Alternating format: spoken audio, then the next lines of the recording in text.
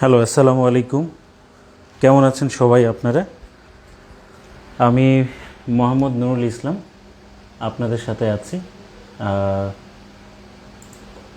আগের মতোই আর কি। আজকে আমরা একটা গুরুত্বপূর্ণ টপিক নিয়ে আলোচনা করব ইনশাল্লাহ, ঠিক আছে? তো আমি একটু আগের মতোই লিঙ্কটা একটু শেয়ার করে দিচ্ছি। হ্যাঁ, আমাকে একটু সময় দিবেন। আমাদের আর ক্লাস শুরু হতে 4 মিনিট বাকি। আমরা আজকের টপিকটা লিখে দিয়েছি যে হ্যাঁ, আমি একটু লিঙ্কটা শেয়ার করে দিই, আমাকে একটু সময় দিবেন, কেমন? জি। তারপর কথা বলছি আর কি, আজকের বিষয়গুলো নিয়ে আর কি আলোচনা করব আমরা। আমার কথা বোঝা যাচ্ছে কিনা, সাউন্ড ঠিকমতো ক্লিয়ার আছে কিনা, শুধু এতটুকু একটু বলে আমাকে একটু সহযোগিতা করুন। হ্যাঁ, তারপর আমাদের যে আজকের সেই কাঙ্ক্ষিত আলোচনা সেটা শুরু করব। জি, আমি একটু শেয়ার করে দিই।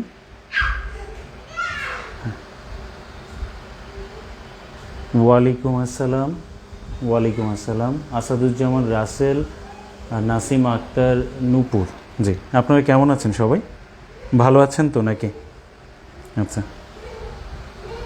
ওয়ালাইকুম আসসালাম। সাইদ সাজিদুল ইসলাম। সাইদ, কেমন আছো? কথা হয় না, অনেক দিন হলো।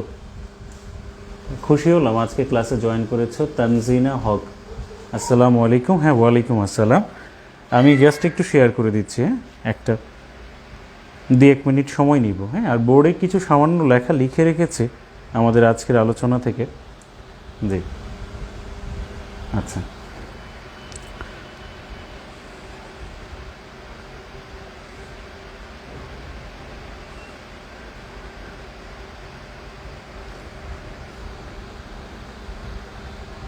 কারো কোথাও বৃষ্টি হচ্ছে কিনা?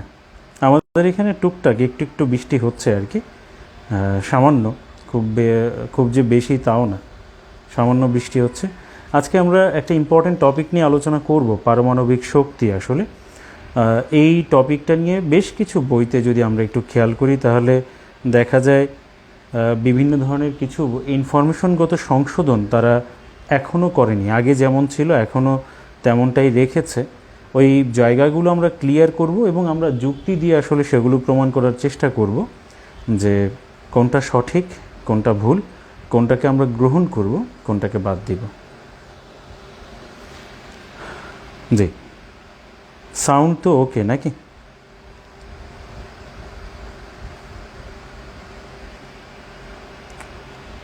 আচ্ছা, আমার মোটামুটিভাবে লিঙ্ক প্রায় শেষ মানে হয়ে গেছে আর কি। আর 1 মিনিট, জাস্ট 1 মিনিট লাগবে। জি, সবাই আস্তে আস্তে জয়েন করছেন। হ্যাঁ, সমস্যা নেই, হয়তো আমাদের ভিউয়ার্স কম আসলে, কিন্তু আমরা ভালো কিছু শেখার চেষ্টা করব আর কি। হ্যাঁ,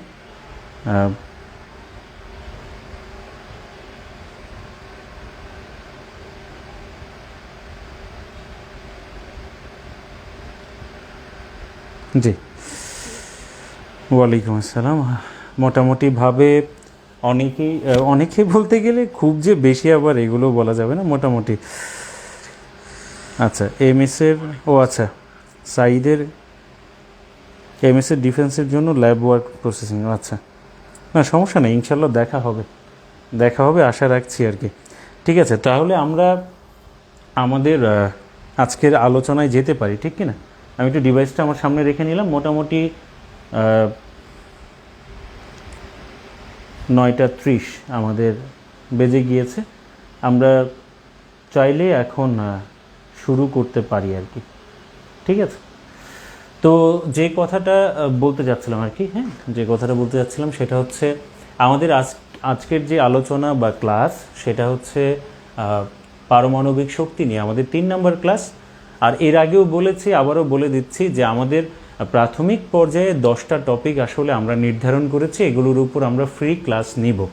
যদি দেখি যে আপনাদের ভালো লাগে তাহলে আমরা এরপর সামনের দিকে আগাবো, যে টপিক ধরে ধরে কিভাবে আমরা শেষ করব এই জিনিসটা। অনেকেই হয়তো প্রশ্ন করতে পারেন যে কেন একটা টপিক পুরো শেষ করানো হচ্ছে না।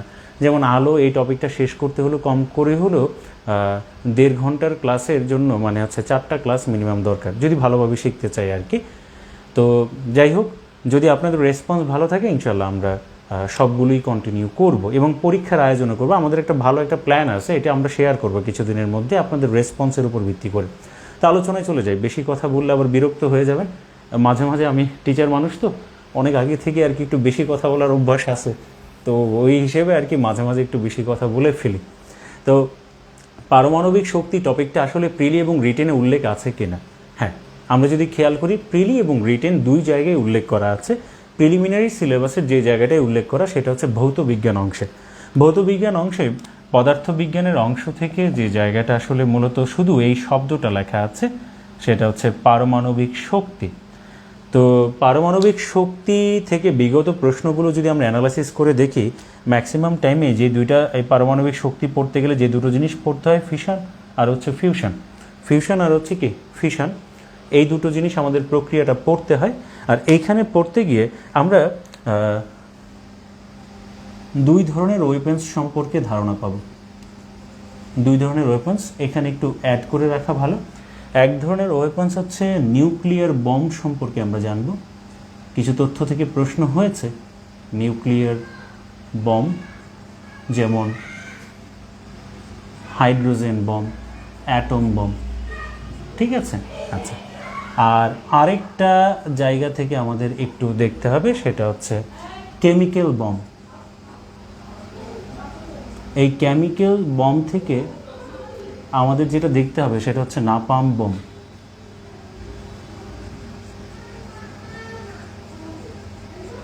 এই তিনটা জিনিস সম্পর্কে এখানে যখন আমরা পড়ব তখন আলাদাভাবে আমরা আলোচনা করে নিব। এই জায়গাটা আমাদের একটু দেখতে হবে। তো প্রিলিমিনারি অংশ থেকে, ঠিক আছে, একটা মিনিট, হ্যাঁ, আমার ইয়েটা একটু চলে গেছে বোধহয়, আপনাদের দেখতে অসুবিধা হচ্ছে না তো? আচ্ছা,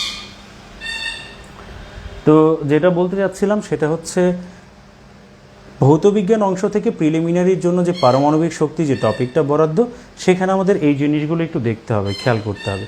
আর আমরা যদি দেখি যে রিটেনে আসলে এটা আছে কি না, তো রিটেনে আসলে ইলেকট্রিক্যাল যে অংশটা, হ্যাঁ, ইলেকট্রিক্যাল এবং ইলেকট্রনিক্স, ইলেকট্রিক্যাল এবং হচ্ছে ইলেকট্রনিক্স। আমার মেয়ে একটু ডিস্টার্ব করছে আর কি, হ্যাঁ, ও একটু খেলতেছে, হর্ন বাজাচ্ছে বারবার, একটু সাউন্ড পাবেন, হয়তো একটু ডিস্টার্ব করবে আপনাদের, কেমন, কিছু মনে করবেন না, আমি একটু অন করে দিচ্ছি এটা, হ্যাঁ। আচ্ছা, তো যে বিষয়টা বলতে যাচ্ছিলাম সেটা হচ্ছে এইখানে আমাদের মার্কস হচ্ছে 15।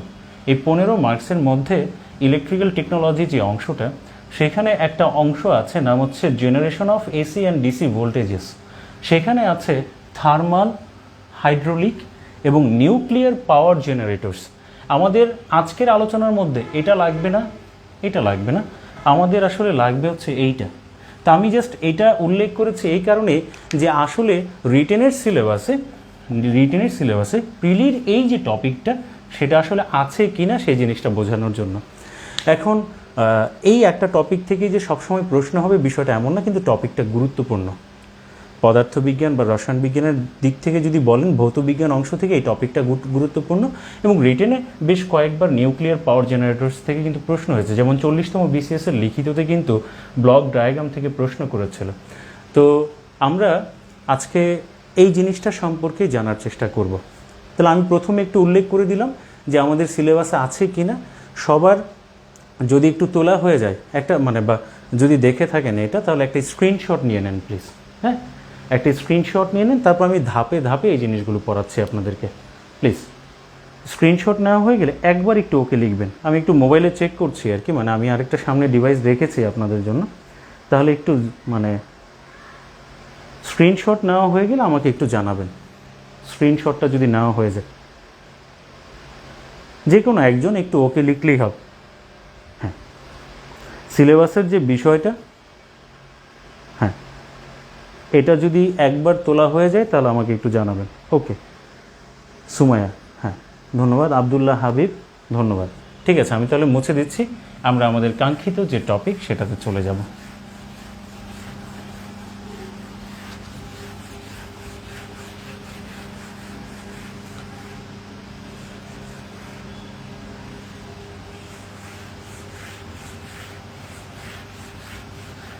তাহলে আমাদের আজকের যে আলোচনার যে টপিকটা সেটা হচ্ছে পারমাণবিক শক্তি। হ্যাঁ, পারমাণবিক শক্তি বা অনেক সময় আমরা বলে থাকি নিউক্লিয়ার এনার্জি।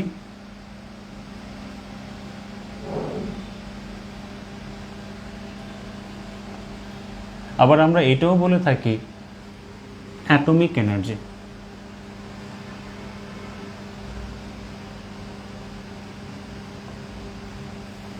এই হচ্ছে আমাদের আজকের আলোচনা। এখন পারমাণবিক শক্তি জিনিসটা কি? আমরা তো পরমাণু সম্পর্কে কম বেশি সবাই জানি, ছোটবেলা থেকেই পড়তাম যে যে কোনো পদার্থকে যদি আমরা ভাঙি, যৌগিক পদার্থকে ভাঙলে মৌলিক পদার্থ পাওয়া যায়। মৌলিক পদার্থ যে অণুর সমন্বয়ে গঠিত, সেখানে আমরা ওইটাকে ভাঙলে অণু পাচ্ছি, অণুকে ভাঙলে আমরা পাই পরমাণু।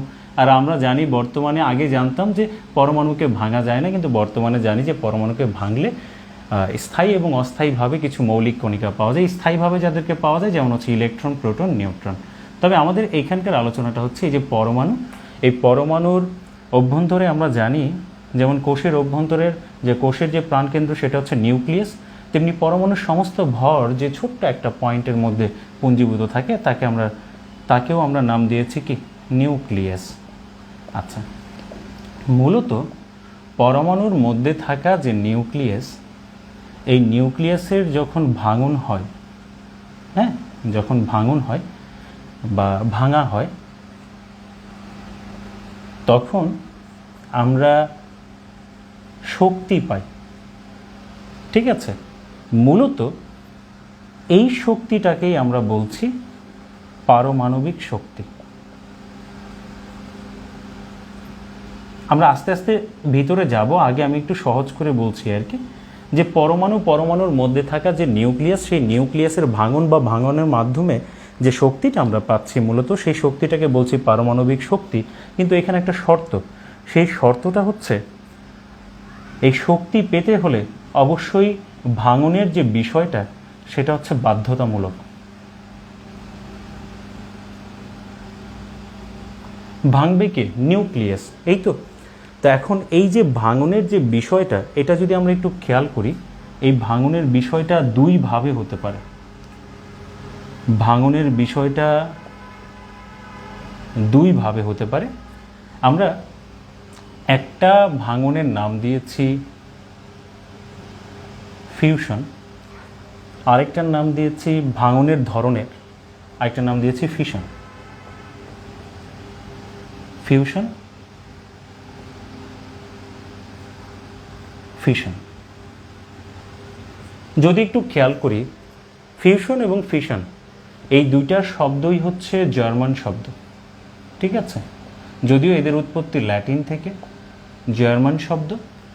তবে এখন একটা বিষয় হচ্ছে যে ফিউশনের যে বিষয়টা, এটা মানে হচ্ছে সংযোজন, আর ফিশনের যে বিষয়টা এটা হচ্ছে বিভাজন। বিভাজন। ধরুন আমাদের প্রশ্ন করলো যে ফিউশন কি? ফিউশন কি? প্রথমেই আমরা যখন অপশনটা পাবো, দেখব যে একদম দেখবেন প্রথম অপশনটাই, এরকম প্রশ্নের মধ্যে প্রথম অপশনটাই থাকে সংযোজন। হ্যাঁ, এই কথাটা তো মিথ্যা না, ফিউশন শব্দটার অর্থ হচ্ছে সংযোজন। এটার ব্যাপারে ডিটেলসে আসবো একটু পরে। তো আমরা যদি এই প্রথমে সংযোজন পেয়ে, কারণ পরীক্ষার হলে তো আমাদের ব্রেন আলোর গতিতে ছুটতে থাকে, ঠিক না? আমরা অনেক সময় পাড়া জিনিসগুলোর মধ্যেই কিন্তু ভুল হয়। সংযোজনটা দেখেই সাথে সাথে যদি গান গাইতে গাইতে বাংলা সিনেমা তো দাগাই দিতে থাকি, সেটা হচ্ছে লাল্লাল্লা লাল্লা হুম হুম হুম হুম হুম, আর দাগাই দেওয়ার পরে ওমা এইখানে আছে সংযোজন, পরে 4 নম্বরে যায় দেখতেছি এটা হচ্ছে নিউক্লিয় সংযোজন বিক্রিয়া। আরেকটা অপশন এরকম রয়ে গেছে, তাহলে কোনটাকে দাগাবো? আসলে এই জায়গাটা একটু খেয়াল করতে হবে, এটা শুধু সংযোজন বললে হবে না, এটা হচ্ছে নিউক্লিয় সংযোজন বিক্রিয়া। আবার একই রকমভাবে আমরা যদি বলি ফিশন, এই ফিশন যে বিক্রিয়াটা সেটাকে আমরা বলবো শুধু বিভাজন না, সেটাকে বলবো নিউক্লিয় বিভাজন। এই জায়গাটাই কিন্তু একটু খেয়াল রাখবো, খুব সিম্পল জিনিস দিয়ে কিন্তু প্রশ্ন করবে, বাট এই জায়গাটাই কিন্তু আমাদের খেয়াল করতে হবে। তাহলে এখন একটা বিষয় খেয়াল করে দেখুন, আমরা যেটা বলতে চাচ্ছিলাম যে পরমাণুর যে নিউক্লিয়াস, সেই নিউক্লিয়াসের ভাঙন বা ভাঙার মাধ্যমে যে শক্তিটা পাচ্ছি সেটাকে আমরা সাধারণভাবে বলছি পারমাণবিক শক্তি। এখানে শর্তটা হচ্ছে বাধ্যতামূলকভাবে নিউক্লিয়াসের ভাঙন হতে হবে, আর এই ভাঙনের যে ধরন সেটা হতে পারে দুইভাবে, একটা হচ্ছে ফিউশন আর একটা হচ্ছে ফিশন। একটাকে আমরা বলছি নিউক্লিয় সংযোজন বিক্রিয়া, আর একটাকে বলছি নিউক্লিয় বিভাজন প্রক্রিয়া। এখন বিষয়টা হচ্ছে, আপনাদেরকে যদি প্রশ্ন করি যে বিষয়টা, এই যে ঘটনাগুলো, এই যে দুইটা ঘটনা, এই দুইটা ঘটনা কি আপনার কোনো স্বাভাবিক ঘটনা না অস্বাভাবিক ঘটনা? এই দুইটা ঘটনা কি কোনো স্বাভাবিক না অস্বাভাবিক? যদি একটু খেয়াল করি আমরা, যেমন আমি যেটা চাচ্ছি, ধরেন আমার হাতে একটা কাচের গ্লাস আছে, এই কাচের গ্লাসটাকে আমি ভাঙবো, তো আমি চাইলে ছুঁড়েও ফেলে দিতে পারি এইভাবে, আমি চাইলে এইখানে এইভাবে ফেলে দিতে পারি, মাটিতে পড়বে, মানে এই যে আমাদের যে ফ্লোরটা সেই ফ্লোরের মধ্যে পড়বে, আঘাতের ফলে সে ভেঙে যাবে।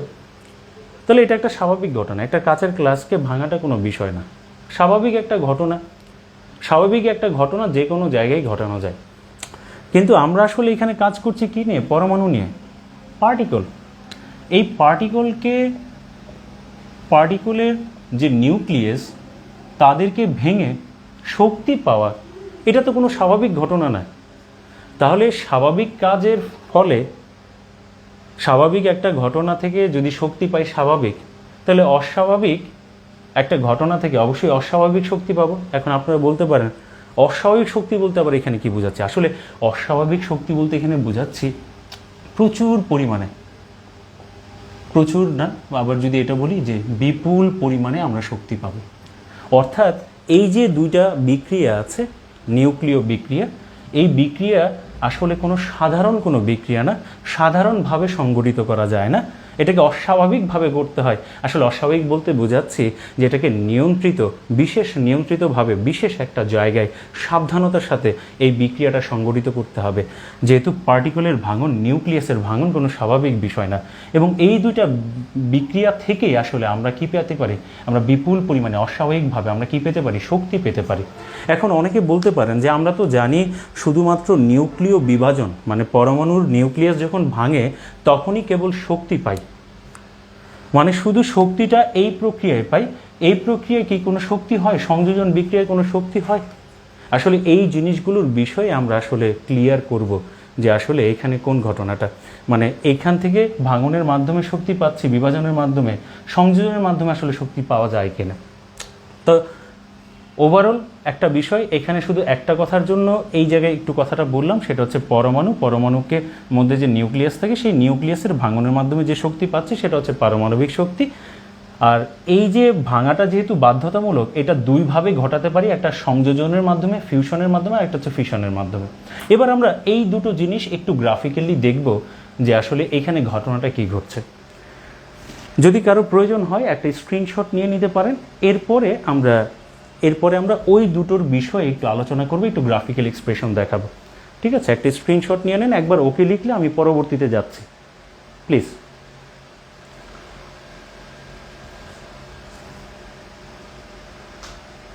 ঠিক আছে, ঠিক আছে, আমি একটু মুছে দিচ্ছি, যেহেতু আমাকে বোঝাতে গিয়ে একটু এখানে সময় নিতে হবে আর কি।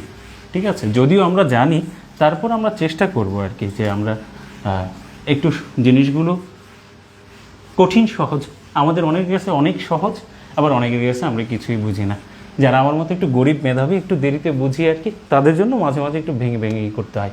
তাহলে আমরা বলছিলাম, ধরুন একটা আমাদের কাছে ধরেন এই একটা নিউক্লিয়াস আছে,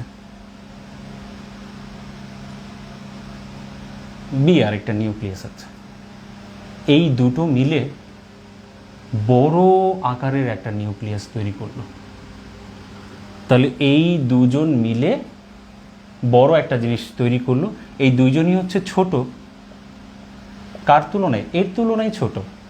আর এটা হচ্ছে কি? বড়। তাহলে দেখা যাচ্ছে এখানে আসলে মূলত এন দিয়ে আমি যেটা বোঝাচ্ছি সেটা হচ্ছে নিউক্লিয়াস, আর এ আর বি দিয়ে বুঝাচ্ছি, এবি দিয়ে বুঝাচ্ছি পরমাণু বা অ্যাটম। তাহলে ছোট ছোট দুইটা পরমাণু, একটা হচ্ছে এ এবং আরেকটা হচ্ছে কি বি, এই দুইটা মিলে বড় একটা জিনিস তৈরি করলো। তাহলে এটাকে আমরা কি বলতে পারি? সংযোজন। যেহেতু নিউক্লিয়াসের সংযোজন, তাই বলতে পারি নিউক্লিয় সংযোজন বিক্রিয়া। আচ্ছা, আর এটাকে আমরা নাম দিয়েছি ফিউশন, ঠিক না? তাহলে এটাকে সংযোজন মানে আমরা একদিক থেকে এটাকে বলতে পারি গড়া। এই গড়া মানে কি জোড়া লাগানো? এই গড়া মানে যে জোড়া লাগানো বিষয়টা এমন না, আসলে মূলত এখানেও কিন্তু ভাঙার ঘটনা ঘটেছে। সংযোজন মানে যে ভাঙার ঘটনা ঘটে না, শুধু জোড়া লাগাই দেওয়া, বিষয়টা এমন না। আসলে এই যে এ এবং বি, এই দুইজন ভেঙে তারপর এই জিনিসটা তৈরি করে। তার মানে এই যে সংযোজন যে বিক্রিয়া, মানে হচ্ছে এই দুইটাকে শুধু জোড়া লাগাই দিলে হয় না, দুইজনের ভাঙনের ফলে তারপর গিয়ে নতুন একটা জিনিস তৈরি হচ্ছে, বড় একটা জিনিস তৈরি হচ্ছে, বড় একটা জিনিস তৈরি করছে। এই কারণে বলছে সংযোজন, দুইজন মিলে তৈরি করছে, কিন্তু তাদেরকে আগে ভাঙতে হবে। এই জিনিসটা তৈরি করার আগে এই দুইজনেরই আপনার আগে কি হবে? ভাঙন হবে। তার মানে দেখা যাচ্ছে সংযোজন বিক্রিয়ার মধ্যেও কি হয়? ভাঙন হয়। আচ্ছা, আবার উল্টোভাবে যদি আমরা বলি, ধরুন আমার কাছে একটা পরমাণু আছে, যার নাম আমি ধরেন নিউক্লিয়াস আছে, বড় আকারের একটা নিউক্লিয়াস, নাম হচ্ছে ডি। এটা আমি ভাঙলাম, ভেঙে আমি পেলাম ধরেন একটা হচ্ছে ই, এর চাইতে আকারে ছোট, আর একটা পেলাম মনে করেন যে এফ, মানে তার বিপরীত কথাটা বোঝাচ্ছে। তাহলে এখানে তো স্বাভাবিকভাবেই বোঝা যাচ্ছে, ওইখানে সংযোজনের সময় বোঝা যাচ্ছিল না যে আসলে ভাঙবে কিনা, বাট এইটা তো ভেঙে তারপরে এই দুইটা তৈরি করছে। সাধারণত বড়টা ভেঙে যখন ছোট জিনিসগুলো তৈরি করছে, ক্ষুদ্র জিনিসগুলো তৈরি করছে, তখন আমরা এটাকে বলছি ফিশন। এই যে দুইটা প্রক্রিয়া, একটা হচ্ছে সংযোজন, আরেকটা হচ্ছে বিভাজন। তো এই যে দুইটা প্রক্রিয়ার মধ্যে বিভাজনেও আমরা শক্তি পাই, এই প্রক্রিয়াও আমরা শক্তি পাই, দুইটার মধ্যে শক্তি পাই, কিন্তু তুলনামূলকভাবে এটাতে আমরা শক্তি বেশি পাই, শক্তি বেশি পাই। আর এটাই 1939 সালের দিকে, 1939 সালের দিকে আপনার হচ্ছে বিজ্ঞানী আইনস্টাইন এটা দেখিয়েছেন যে আসলে এই যে নিউক্লিয়ার যে ফিশন যে প্রক্রিয়া, বিভাজন যে প্রক্রিয়াটা, সেই প্রক্রিয়াটা থেকে প্রায় 200 থেকে 250 মেগা ইলেকট্রন ভোল্ট শক্তি পাওয়া যায়। 200 থেকে 250 মেগা ইলেকট্রন ভোল্ট শক্তি পাওয়া যায়। আর তার বিপরীতে আমরা যদি দেখি যে ফিউশন, এই প্রক্রিয়াটায় 20 থেকে 25 মেগা ইলেকট্রন ভোল্ট শক্তি পাওয়া যায়। এই এককগুলোর ব্যাপারে আমি আসবো, কিন্তু একটা সিদ্ধান্তের জন্য আমি বলছি আসলে, সেটা হচ্ছে এইখানে হচ্ছে 200 থেকে 250 আর এখানে হচ্ছে 20 থেকে 25। তাহলে দেখুন তো, উপরেরটা থেকে সংযোজনের চাইতে বেশি শক্তি উৎপন্ন হচ্ছে কোথায়? বিভাজনে।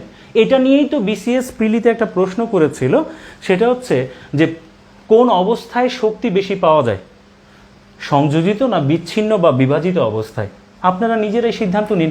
দেখুন, সংযোজনের সময় যে শক্তি পাওয়া যায় তার চেয়ে 10 গুণ বেশি শক্তি পাওয়া যায়, 10 গুণ বেশি শক্তি পাওয়া যায় পরমাণুর বিভাজনের মাধ্যমে, নিউক্লিয়াসগুলোর বিভাজনের মাধ্যমে যে বিক্রিয়াটা হচ্ছে ফিশন, সেখানে 10 গুণ বেশি পরিমাণ শক্তি পাওয়া যায়।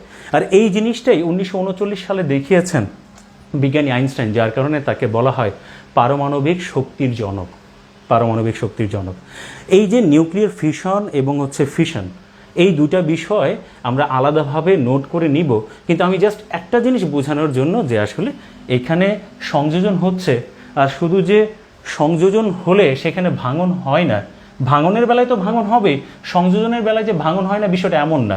এখানে আসলে এই দুজন ভেঙে তাদের সত্তাটাকে পরিবর্তন করে বড় একটা জিনিস তৈরি করছে, এই কারণে বলছি সংযোজন। কিন্তু ভাঙন হচ্ছে, এখানেও শক্তি পাচ্ছি, এখানেও বিভাজনেও শক্তি পাচ্ছি। তবে দুইটার মধ্যে তুলনামূলকভাবে বেশি শক্তি পাওয়া যাচ্ছে, 10 গুণ বেশি পরিমাণ শক্তি পাওয়া যাচ্ছে যখন পরমাণুগুলো নিউক্লিয়াসগুলো বিভাজিত হচ্ছে। তাহলে কোন অবস্থায় শক্তি বেশি পাওয়া যাচ্ছে? সেটা হচ্ছে বিভাজিত অবস্থায়। সংযোজিত অবস্থায় তার চেয়ে 10 গুণ পরিমাণ শক্তি কম পাওয়া যায়।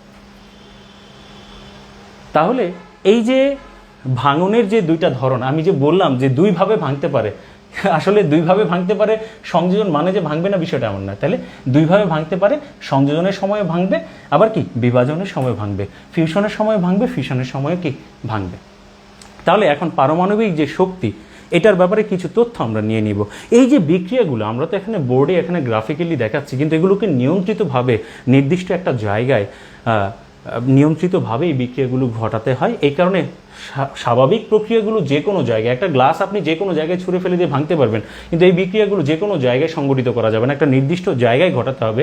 আর সেই বিশেষ জায়গাটা আমরা বলে থাকি পারমাণবিক চুল্লি বা নিউক্লিয় চুল্লি। নিউক্লিয় চুল্লি বা পারমাণবিক চুল্লির মধ্যে এই বিক্রিয়াগুলো নিয়ন্ত্রিতভাবে অতি সাবধানতার সাথে এই বিক্রিয়াগুলো সংগঠিত করে তারপর সেখান থেকে আমরা শক্তিটাকে বের করে নিয়ে এসে তারপর আমরা সেটাকে কাজে লাগিয়ে বিদ্যুৎ উৎপাদন করে থাকি। ওইসব বিষয়গুলো বলবো।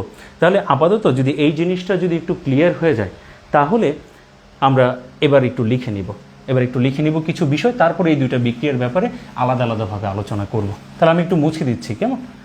একটু মুছে দিচ্ছি। কেউ কি স্ক্রিনশট নেবেন? আচ্ছা, আমার মনে হয় স্ক্রিনশটের কোনো প্রয়োজন নেই হয়তো আপাতত। তাহলে হ্যাঁ, ঠিক আছে, আমি একটু মুছে দিচ্ছি। এবার জিনিসগুলো লিখিয়ে দিব, ঠিক আছে? লিখিয়ে দিব।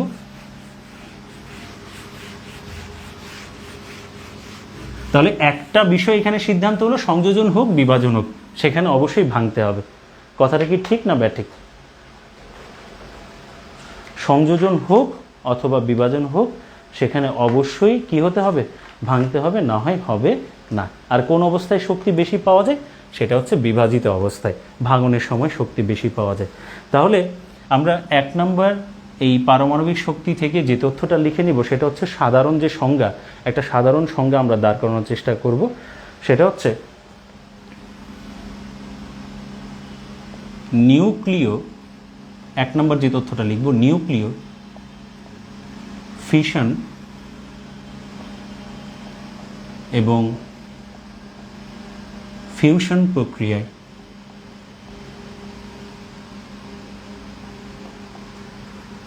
পরমাণুর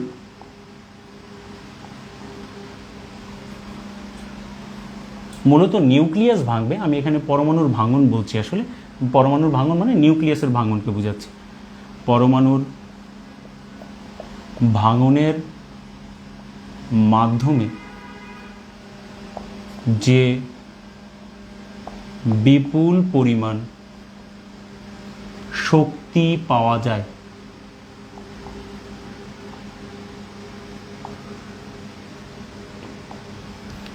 তাকে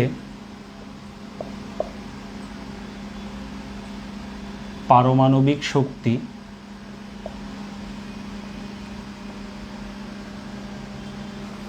বা অ্যাটমিক বা নিউক্লিয়ার এনার্জি বলে।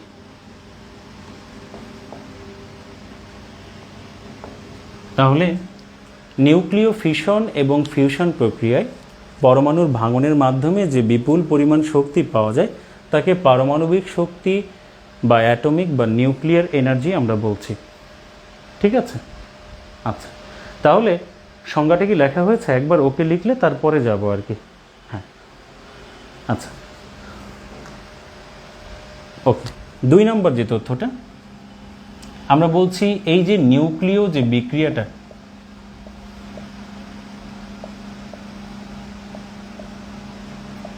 এই নিউক্লিয় বিক্রিয়াটা হচ্ছে আমরা বললাম যে একটু আগে 2 ধরনের। কয় ধরনের? 2 ধরনের। নিউক্লিয় বিক্রিয়া বলতে বোঝাচ্ছি এই যে ভাঙনের যে পদ্ধতিটা, হ্যাঁ, ভাঙনের পদ্ধতি 2 ধরনের। নাম্বার 1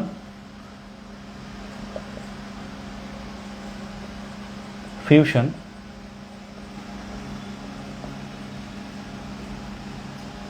এটাকে আমরা বলতে পারি সংযোজন, তবে শুধু সংযোজন বললে হবে না, নিউক্লিয় সংযোজন।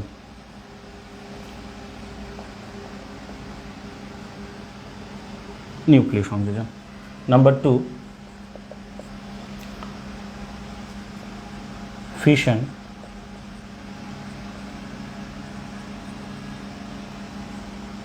এটা হচ্ছে নিউক্লিয় বিভাজন।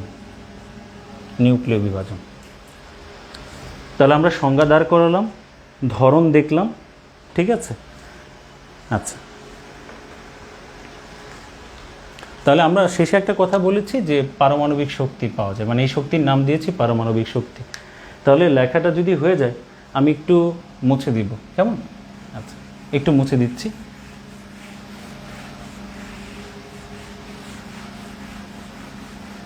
উপর থেকে একটু মুছে দিলাম।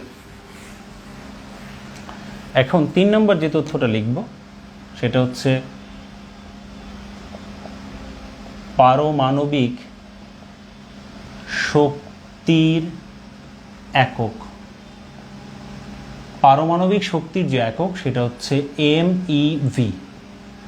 তো আমরা এখানে যে এমটা, সেই এমটা দিয়ে বুঝাই হচ্ছে মেগা, আর ইতে হচ্ছে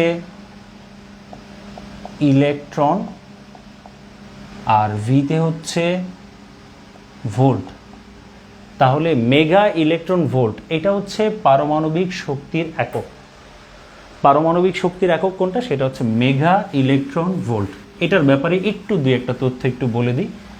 সাধারণত এই যে ইলেকট্রন ভোল্ট, এই ইলেকট্রন ভোল্ট সংক্ষেপে যদি আমরা লিখি ইভি, অর্থাৎ আপনার হচ্ছে যে ইলেকট্রনের যে চার্জ, ইলেকট্রনের চার্জ আমরা জানি 1.6 × 10⁻⁻19 কুলম্ব। এই সি দিয়ে কুলম্ব বোঝাচ্ছি, যেটা চার্জের একক। যেহেতু ইলেকট্রনের চার্জ নেগেটিভ তাই এটা লিখলাম। অর্থাৎ ইলেকট্রনের যে চার্জ এটাকে যদি আমরা জুলে প্রকাশ করে দিই, মানে এখানে কুলম্বের জায়গায় যদি জুলের কথা বলি, অর্থাৎ এই মানটাই 1.6 × 10⁻⁻19 কুলম্বের জায়গায় যে জুল, আর শক্তির একক আমরা জানি জুল, এই মানটাই হচ্ছে 1 ইলেকট্রন ভোল্ট। তাহলে আমরা যদি বলি যে 1 ইলেকট্রন ভোল্ট ভ্যালুটা কত? 1.6 × 10⁻⁻19 জুল। এই যেতে হচ্ছে জুল, যা শক্তির একক। সাধারণত শুধু যে শক্তির কথা আমরা বলে থাকি এনার্জি, সেই শক্তির একক এসআই পদ্ধতিতে বা আন্তর্জাতিক পদ্ধতিতে। পারমাণবিক শক্তির যে একক মেগা ইলেকট্রন ভোল্ট, এটা কিন্তু এসআই পদ্ধতিতে, আন্তর্জাতিক পদ্ধতিতে। আর এখানে যে মেগার কথাটা বলছি, এই মেগা মানে হচ্ছে 10 লক্ষ গুণ বড়, মানে 10⁶। হ্যাঁ, 10⁶। তাহলে এখন একটা বিষয় খেয়াল করে দেখুন যে বিষয়টা, তাহলে আমরা যদি বলি এখানে 1 MeV, এটাকে জুলে প্রকাশ করো, তাহলে জুলে প্রকাশ করলে কত হবে? জুলে প্রকাশ করলে মেগা মানে হচ্ছে 10⁶, আর ইলেকট্রন ভোল্ট মানে হচ্ছে 1.6 × 10⁻⁻19 জুল। তো এখানে পাওয়ার এসে 6, এখানে হচ্ছে -19। যদি যোগ করে দিই তাহলে রেজাল্টটা কত আসতেছে? 1.6 × 10⁻⁻19 + 6। তাহলে 9 থেকে যদি 6 চলে যায় আমাদের থাকবে হচ্ছে কত? 3। তার মানে এই ভ্যালুটা হচ্ছে 1.6 × 10⁻⁻13 জুল। তো 1 ইলেকট্রন ভোল্ট মানে হচ্ছে এত। 1 ইলেকট্রন ভোল্ট মানে হচ্ছে এত। তাহলে এখন এটা যদি একটু আমি তাহলে আবার রিপিট করছি, সেটা হচ্ছে পারমাণবিক শক্তির যে একক সেটা হচ্ছে মেগা ইলেকট্রন ভোল্ট। এটাই সবচেয়ে বেশি ইম্পর্টেন্ট, এই টার্মটাই বেশি ইম্পর্টেন্ট, এটা মনে রাখলেই হবে। আচ্ছা, তো আমি এটা বলছি যে বোঝানোর জন্য 1 ইলেকট্রন ভোল্ট মানে হচ্ছে ইলেকট্রনের যে চার্জটা সেটা জুলে আমরা যদি লিখি তাহলেই সেটা হয়ে গেছে 1 ইলেকট্রন ভোল্ট। মেগা মানে হচ্ছে 10 লক্ষ গুণ বড়। তাহলে 1 মেগা ইলেকট্রন ভোল্ট মানে হচ্ছে 10 লক্ষ, এই গুণ দিলাম এই মানটার সাথে, এই যে গুণ দিয়ে দিলাম, গুণ দেওয়ার পর রেজাল্ট আসছে এত। এখন আপনাদেরকে ছোট্ট একটা প্রশ্ন দিব, আমি জানি যে আপনারা অনেকেই পারবেন, এটা কোনো সমস্যা না। সেটা হচ্ছে 200 মেগা ইলেকট্রন ভোল্ট সমান সমান কত জুল? 200 মেগা ইলেকট্রন ভোল্ট সমান সমান কত জুল? বের করেন তো দেখি। আমি তো 1K করে দেখালাম, আপনারা 200 মেগা ইলেকট্রন ভোল্ট সমান সমান কত জুল সেটা আমাকে বের করে দেখান। রেজাল্টটা কত আসে একটু বলবেন প্লিজ।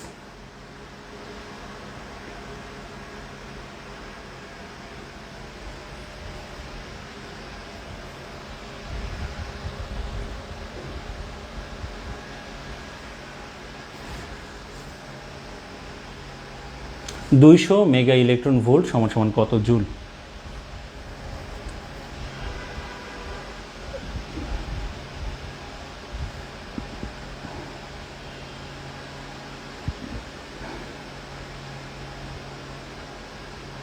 যদি এখানে টাইপ করে লিখতে না পারেন তাহলে খাতায় যে ছবিটা লিখছি ওটা লিখে পোস্ট করে দিতে পারেন।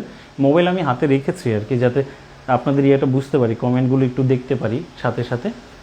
200 mega electron volt.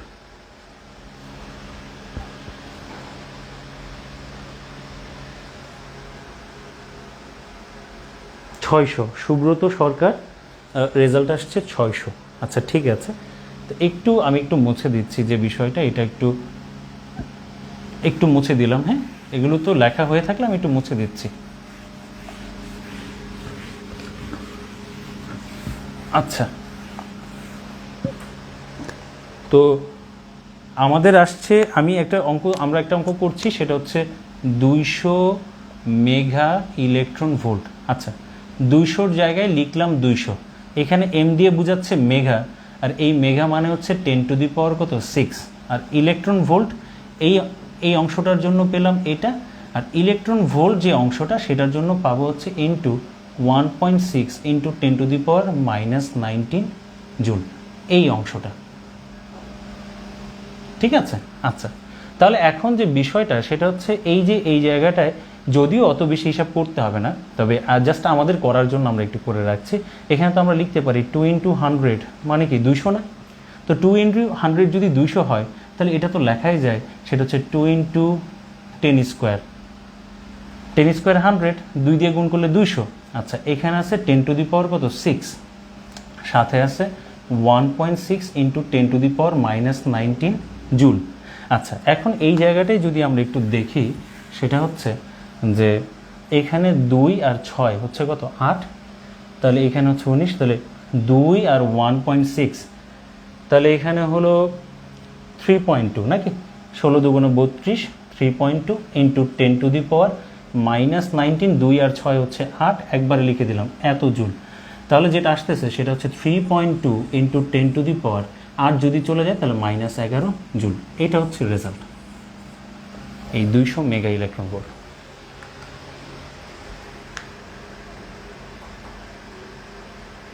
Nasima Akter Nupur, মাশাআল্লাহ, খুব সুন্দর। জি, খুব সুন্দর। তাহলে আমাদের এখান থেকে যে তথ্যটা আমাদের দরকার ছিল সেটা আমরা একটু নিয়ে নিলাম, এবং সেটা হচ্ছে পারমাণবিক শক্তির এককটা হচ্ছে এত মেগা ইলেকট্রন ভোল্ট, এবং মেগা ইলেকট্রন ভোল্ট জিনিসটা কি সেটা আমরা লিখলাম। তাহলে এটা ছিল আমাদের 3 নম্বর তথ্য। সবার কাছে কি ওকে হয়েছে? ওকে হলে আমি পরের ধাপে যাচ্ছি, পরের তথ্যটায় যাব। প্লিজ হলে একবার একটু ওকে বলবেন, তাহলে আমি পরের জিনিসটায় যাব।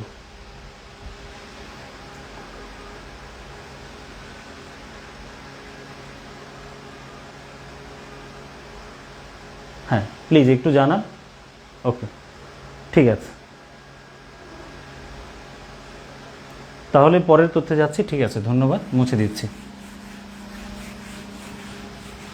তাহলে পারমাণবিক শক্তির একক পেয়ে গেলাম, পারমাণবিক শক্তিটা কি, আর নিউক্লিয় যে বিক্রিয়ার যে ধরন, ভাঙনের যে প্রক্রিয়া, সেটা হচ্ছে 2টা ধরন, সেটা আমরা এটা জেনে নিলাম। এবার হচ্ছে 4 নম্বর যে তথ্যটা খুবই গুরুত্বপূর্ণ একটা তথ্য, সেটা হচ্ছে পারমাণবিক শক্তির জনক। পারমাণবিক শক্তির জনক কে? এই পারমাণবিক শক্তির জনক হচ্ছেন বিজ্ঞানী আইনস্টাইন। আইনস্টাইনকে কেন পারমাণবিক শক্তির জনক বলা হয়? কারণ ফিশন এবং হচ্ছে ফিউশন, এই দুইটা প্রক্রিয়ার মধ্যে সর্বপ্রথম এটার ব্যাখ্যা পাওয়া যায় এবং এইটার ধারণা থেকে, এই প্রক্রিয়ার ধারণা থেকে আইনস্টাইন 1939 সালে উনি দেখান যে এই যে ফিশন যে প্রক্রিয়া, এই প্রক্রিয়া থেকে 200 থেকে 250 মেগা ইলেকট্রন ভোল্ট শক্তির সন্ধান লাভ করেন উনি। তাহলে আইনস্টাইন সর্বপ্রথম এই যে দুই ধরনের যে প্রক্রিয়া, এই দুই ধরনের প্রক্রিয়ার মধ্যে ফিশন যে প্রক্রিয়াটা, যেটাকে আমরা নাম দিয়েছিলাম আবার বিভাজন, নিউক্লিয় বিভাজন, এই নিউক্লিয় বিভাজন যে প্রক্রিয়াটা, এই বিভাজন প্রক্রিয়াটাকে বিশ্লেষণ করে 1939 সালে উনি দেখান যে এই ধরনের প্রক্রিয়াটা থেকে এই পরিমাণ শক্তি পাওয়া যায়। এই কারণে আমরা বলছি যে পারমাণবিক শক্তির যদি জনক বলা হয় তাহলে অবশ্যই আমরা অ্যান্সার করব কাকে? আইনস্টাইনকে অ্যান্সার করব। কেমন? আচ্ছা, আর তার বিপরীতে একটু বলে দিচ্ছি, হ্যাঁ, তার বিপরীতে একটু বলে দিচ্ছি, এই যে ফিউশন যে প্রক্রিয়াটা, সেখানে আমরা শক্তি পাই 20 থেকে 25 মেগা ইলেকট্রন ভোল্ট। তাহলে এখানে হচ্ছে ওইটার তুলনায় 10 গুণ কম, আর এইটার তুলনায় এখানে 10 গুণ বেশি। এই কারণে সিদ্ধান্ত নিয়েছিলাম এটা যেহেতু সংযোজন, ঠিক আছে, আমি একটা কল আসছে একটু কেটে দিচ্ছি আর কি, হ্যাঁ, এটা যেহেতু সংযোজন, তো সংযোজনের চাইতে বিভাজনের সময় শক্তি বেশি পাওয়া যায় এবং প্রায় 10 গুণ বেশি পরিমাণ শক্তি পাওয়া যায়। তথ্যটা কি লেখা হয়েছে? আচ্ছা, তাহলে তথ্যটা যদি লেখা হয়ে যায় তাহলে আমরা 4টা তথ্য জেনে নিলাম। এবার একটু মুছে দিচ্ছি, ঠিক আছে, আমরা পরের তথ্যে চলে যাব। মুছে দিলাম।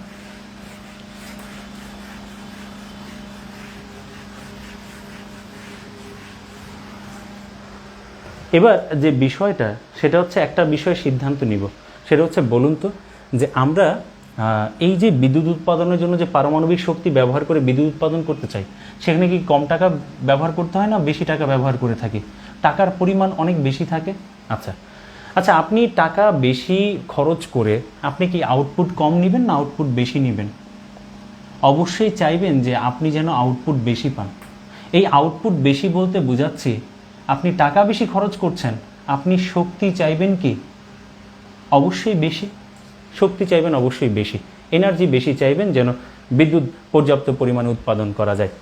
তাহলে এই কারণে এই যে টাকা খরচ করে যে নিউক্লিয়ার চুল্লিগুলো গঠন করা হয় বা তৈরি করা হয়, যেটাই বলুন না কেন, তো এই যে নিউক্লিয় চুল্লি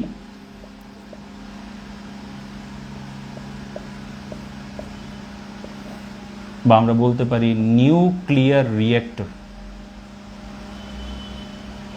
নিউক্লিয় চুল্লি বা নিউক্লিয়ার রিঅ্যাক্টর, এই যে বড় বড় চুল্লিগুলো নির্মাণ করা হয়, সেখানে খুব সাবধানতার সাথে বললাম এই যে নিউক্লিয় বিক্রিয়াগুলো সংগঠিত করা হয়। তাহলে বলুন, নিউক্লিয় চুল্লি বা নিউক্লিয়ার রিঅ্যাক্টরে আপনি যেহেতু শক্তি বেশি চাচ্ছেন, তাহলে কোন ধরনের বিক্রিয়া সংগঠিত হয়? ফিশন নাকি ফিউশন? নিউক্লিয় চুল্লিতে বা পারমাণবিক চুল্লিতে কোন ধরনের বিক্রিয়া সংগঠিত হয়, ফিশন না ফিউশন?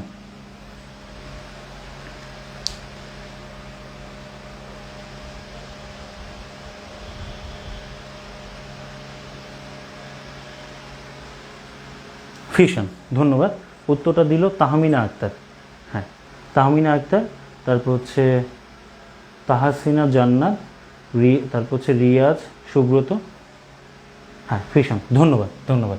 তাহলে 5 নম্বরে তাহলে আমরা তো এই কথাটাই লিখতে পারি যে পৃথিবীতে যে আপনার যে পারমাণবিক চুল্লিগুলো আছে সেখানে নিউক্লিয় ফিশন বিক্রিয়া সংঘটিত হয়। তাহলে আমাদের 5 নম্বর যে তথ্যটা, পারমাণবিক চুল্লিতে, পারমাণবিক বা নিউক্লিয় চুল্লিতে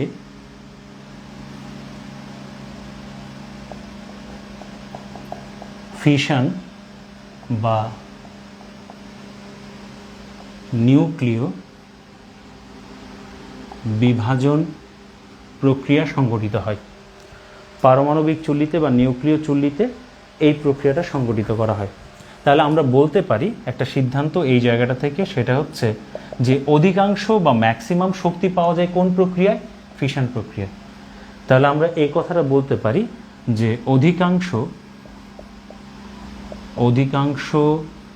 পারমাণবিক শক্তি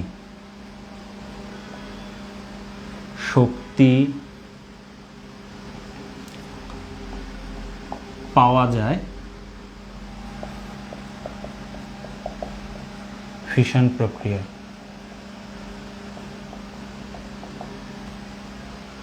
সাধারণত যে যদি আমরা দেখি যে মৌলগুলোর যাদের পারমাণবিক সংখ্যা 92 বা 92+, এই মৌলগুলো থেকে আসলে এই যে ম্যাক্সিমাম পারমাণবিক শক্তি পাওয়া যায় 92 বা 92+। আবার আরেকটা তথ্য আপনারা এক জায়গায় পাবেন, সেটা হচ্ছে 82 বা 82+ যারা, তারা তেজস্ক্রিয় ধর্ম প্রদর্শন করে। বাট আজকে তো আমাদের আলোচনা তেজস্ক্রিয়তা নিয়ে না, হ্যাঁ, তেজস্ক্রিয় ধর্ম প্রদর্শন করে এটা না, জাস্ট এখানে পারমাণবিক শক্তির কথা বলছি। 92 বা 92+ যাদের পারমাণবিক সংখ্যা, সাধারণত তাদের থেকে অধিক পরিমাণে পারমাণবিক শক্তি আমরা উৎপাদন করতে পারবো। তাহলে আমাদের এই জায়গাটায় যে তথ্যগুলো দরকার ছিল, আমরা কয়েকটা তথ্য আমরা এখান থেকে নিয়ে নিলাম। ঠিক আছে, এই পর্যন্ত তাহলে একবার একটু রিভিউ করে তাহলে দেখুন, আমরা জানলাম যে পারমাণবিক শক্তি জিনিসটা কি, এর প্রক্রিয়ার ধরন কয়টা, তারপর সেখানের এককটা কি, পারমাণবিক শক্তির এককটা কি, পারমাণবিক শক্তির জনক আইনস্টাইনকে কেন বলা হচ্ছে, আর পারমাণবিক যে চুল্লি, এই যে বিক্রিয়াগুলো, নিউক্লিয় বিক্রিয়াগুলো যে আপনার যে নিয়ন্ত্রিতভাবে যে জায়গায় সংগঠিত করা হয়, যাকে আমরা বলছি নিউক্লিয়ার রিয়েক্টর বা পারমাণবিক চুল্লি, সেখানে কোন ধরনের বিক্রিয়া সংগঠিত হয়। আচ্ছা, তাহলে একজন কি লিখেছেন? হ্যাঁ, ফিশন ব্যবহার হয় চুল্লিতে। ধন্যবাদ, এই বিষয়টাই। তাহলে আমরা এখানে মুছে দিলাম, কেমন? আমাদের পারমাণবিক শক্তি থেকে আমরা কিছু তথ্য নিয়ে নিলাম। এবার আমরা চলে যাব ওই যে ভাঙনের যে দুইটা ধরন, সেই দুইটা ধরন সম্পর্কে এখন আমরা আলাদা আলাদাভাবে জানার চেষ্টা করব। কেমন? দুইটা বিষয় আমরা আলাদা আলাদাভাবে শুরু করব, জানার চেষ্টা করব। আশা রাখি ইনশাল্লাহ আমাদের এই জায়গাটায় হয়ে যাবে। তাহলে এবার আমাদের টাইটেল হবে, সেটা হচ্ছে ফিউশন। এবং বিসিএস পরীক্ষায় এখান থেকে প্রশ্ন হয়েছে কিনা সেগুলোর বিষয়ে আমরা একটু জেনে নিব। এবার একটা টাইটেল দিবেন, সেটা হচ্ছে ফিউশন। তারপরে যে বোমার যে বিষয়গুলো, সেই বোমার বিষয়গুলোতে আমরা যাব। ঠিক আছে? আচ্ছা, তাহলে এবার একটু খেয়াল করবেন যে ফিউশন যে প্রক্রিয়াটা, এই প্রক্রিয়াটা আমরা সংজ্ঞায় যাওয়ার আগে আমরা সর্বপ্রথম এখান থেকে যে পয়েন্টটা নিয়ে নিব, সেটা হচ্ছে দেখার চেষ্টা করব এটার বিক্রিয়াটা।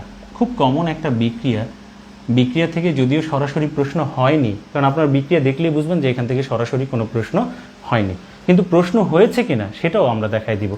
আচ্ছা, তো সাধারণত এটার বিক্রিয়াটা যদি আমরা দেখি, যেমন হাইড্রোজেনের যে দুইটা আইসোটোপ, একটা হচ্ছে ডিউটেরিয়াম, সেটা হচ্ছে H12, আরেকটা হচ্ছে H13, টিট্রিয়াম বা ট্রাইট্রিয়াম।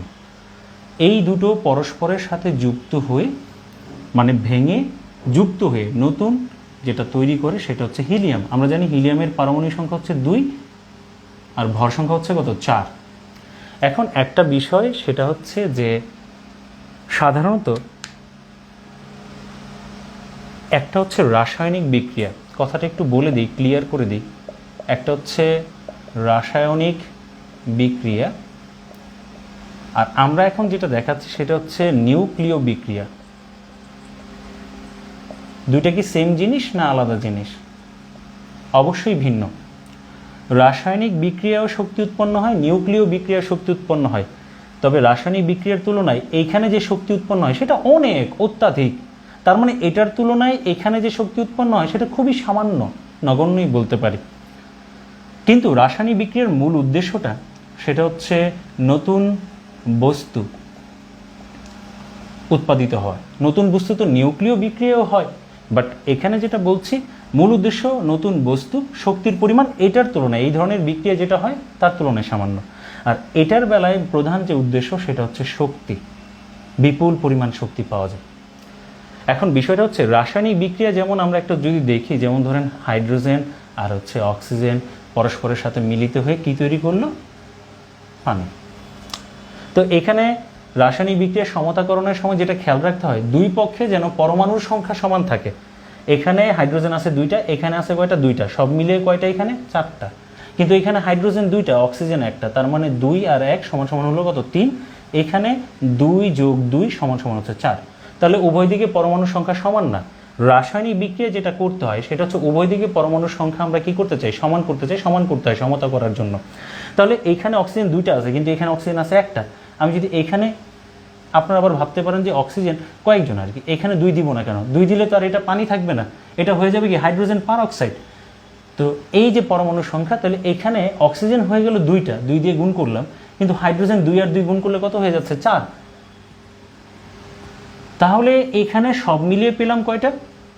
এখানে যদি আমরা একটু খেয়াল করে দেখি যে অক্সিজেন হচ্ছে দুইটা, হাইড্রোজেন 2 দ্বিগুণে কত? 4, তাহলে সব মিলিয়ে হয়ে গেল 6টা এখন, কিন্তু এখানে তো 4টাই।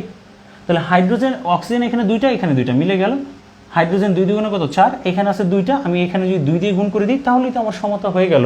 তার মানে এখানেও 6, ওইখানেও 6। তাহলে রাসায়নিক বিক্রিয়ার যে মূল থিমটা সেটা হচ্ছে উভয় পক্ষে পরমাণুর সংখ্যাটা কি করতে হয়? সমান করতে হয়।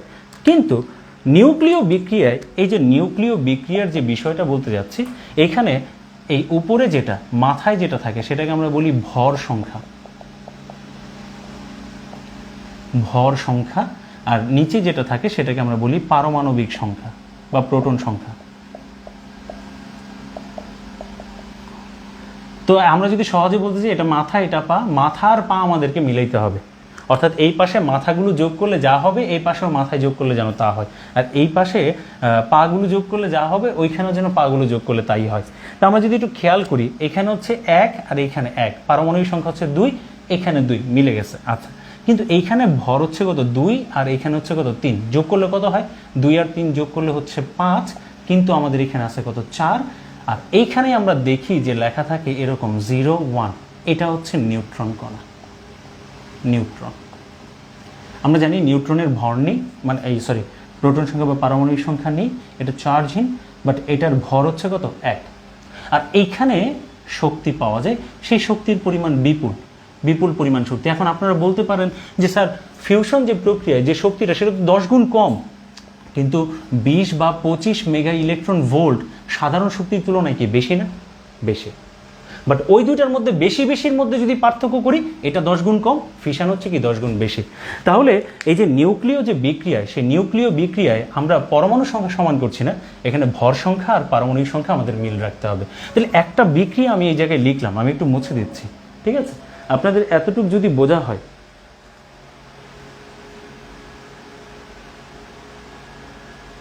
স্যার বোর্ড দেখা যায় না, ওই যে মাঝে মধ্যে একটু ওই ফোকাস করে আর কি, আমি হচ্ছে কালো মানুষ তো মনে হয় একটু ক্যামেরার সামনে বেশি আসলে একদম হয়ে যায়। তাহলে এবার একটা বিষয় বলছি, একটা বিক্রিয়া আমরা ফিউশন একটা বিক্রিয়া দেখালাম, এখানে হাইড্রোজেনের একটা আইসোটোপ নাম হচ্ছে ডিউটেরিয়াম, এটা হচ্ছে ট্রিট্রিয়াম বা ট্রাইট্রিয়াম, আর এই দুটো মিলে নিজেদের মধ্যে ভেঙে নিজের একত্রিত হয়ে তৈরি করলো হিলিয়াম, আর পাওয়া যাবে কি বিপুল পরিমাণ শক্তি। তাহলে এটার তুলনায় এটা তো অবশ্যই হালকা, এটার তুলনায় এটা কি হালকা, তার মানে দেখা যাচ্ছে দুইটা হালকা পরমাণু মিলে একটা ভারী পরমাণু সৃষ্টি করছে, মানে ছোট ছোট জিনিস মিলে বড়টা তৈরি করছে। তাহলে ছোট ছোট মিলে যদি বড়টা তৈরি করে তাহলে সেটা হচ্ছে কি ফিউশন, সংযোজন বিক্রিয়া। তো এই বিক্রিয়াটা যদি বোঝা যায়, কিন্তু এই বিক্রিয়া থেকে তো আপনারা দেখবেন বিগত বিসিএস প্রিলির যে প্রশ্নগুলো, ঠিক আছে, সেখানে আপনারা সরাসরি দেখবেন এই বিক্রিয়া থেকে কোনো প্রশ্ন করে নাই, বিক্রিয়া থেকে কোনো প্রশ্ন করে নাই। কিন্তু এখন আমি যে তথ্যগুলো দিব সেই তথ্যগুলো আমরা যদি আলাপ আলোচনা করি তাহলে দেখবেন এগুলো কোনো না কোনোভাবে প্রশ্ন হয়েছে। তাহলে এই বিক্রিয়াটা যদি লেখা হয়, আমি নিচের অংশটুকু একটু মুছে দিচ্ছি, ঠিক আছে, নিচের অংশটুকু একটু মুছে দিচ্ছি। আর এই নিচের কথাগুলো বলছি শুধু বোঝানোর জন্য, অন্য কোনো কিছু না, জাস্ট বোঝানোর জন্য, ঠিক আছে? যারা আমরা একটু কম বুঝি, গরিব মেধাবী, তাদের জন্য জাস্ট। এবার একটু খেয়াল করুন, এই বিক্রিয়া দিয়ে সরাসরি প্রশ্ন হয়নি, কিন্তু এই প্রশ্ন তো হয়েছে যে ফিউশন কি, এটাকে কি সংযোজন বলবেন নাকি নিউক্লিয় সংযোজন বলবেন? তাহলে অপশনগুলো আমরা ভালোভাবে চেক করব, শুধু সংযোজন দেখেই দাগায় দিব না। এই ফিউশন মানে হচ্ছে সোজা কথা, এক কথায় শুধু সংযোজন না, এটা হচ্ছে নিউক্লিয় সংযোজন। আচ্ছা, এরপর যদি আমরা একটু দেখি, সেটা হচ্ছে এই যে বিক্রিয়াটার মধ্যে হাইড্রোজেনের কতটি আইসোটোপ ব্যবহৃত হয়েছে, কতটি আইসোটোপ ব্যবহৃত হয় বা হয়েছে। এই প্রক্রিয়ায় হাইড্রোজেনের কয়টা আইসোটোপ ব্যবহৃত হয়েছে? যদি আমরা একটু ভালোভাবে খেয়াল করি, এই প্রক্রিয়ায় হাইড্রোজেনের 2টা আইসোটোপ ব্যবহৃত হয়েছে এবং সেই 2টার মধ্যে একটা হচ্ছে H12, যার নাম হচ্ছে ডিউটেরিয়াম। এই ডিউটেরিয়াম যাকে আমরা ডি দিয়ে প্রকাশ করি, যেমন পানির যে সংকেতটা সেটা হচ্ছে H2O, আর ভারী পানির সংকেত হচ্ছে কি D2O, মনে পড়ে? সেই ডিউটেরিয়াম দিয়েই আসলে কৃত্রিমভাবে আমরা ভারী পানি তৈরি করি। যাই হোক, এটা আমাদের আলোচনার বিষয় না, বাট এখানে হাইড্রোজেনের এই প্রক্রিয়ায়, নিউক্লিয়ার ফিউশন প্রক্রিয়ায়, সংযোজন বিক্রিয়ায় হাইড্রোজেনের 2টা আইসোটোপ এখানে ব্যবহৃত হয়েছে। আচ্ছা, একটা হচ্ছে ডিউটেরিয়াম আর একটা হচ্ছে H13, এটা হচ্ছে ট্রাইট্রিয়াম বা টিট্রিয়াম।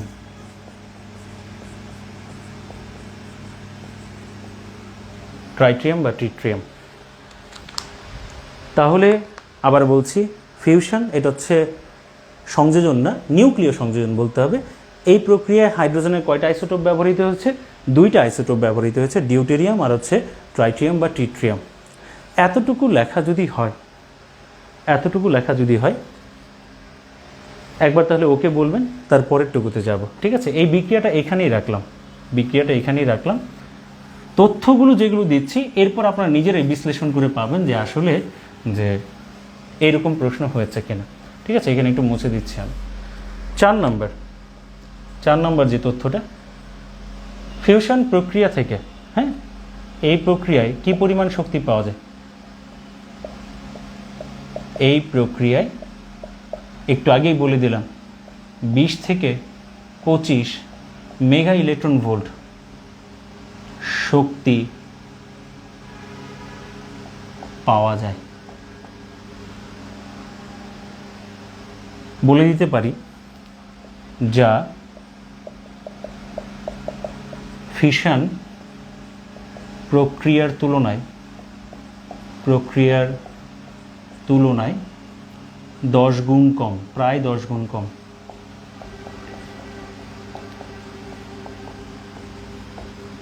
আচ্ছা, হ্যাঁ, একজন লিখেছেন ওকে।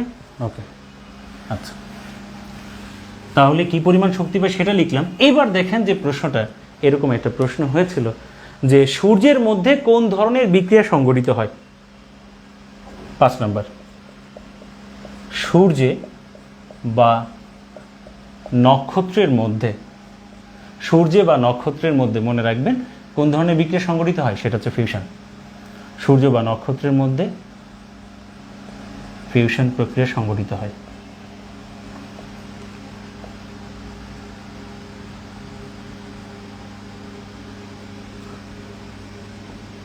সূর্য বা নক্ষত্রের মধ্যে ফিউশন প্রক্রিয়া সংঘটিত হয়। আর এটার উপর ভিত্তি করে এই প্রশ্নটা করেছিল, সেটা হচ্ছে সূর্যের মূল উপাদান কি?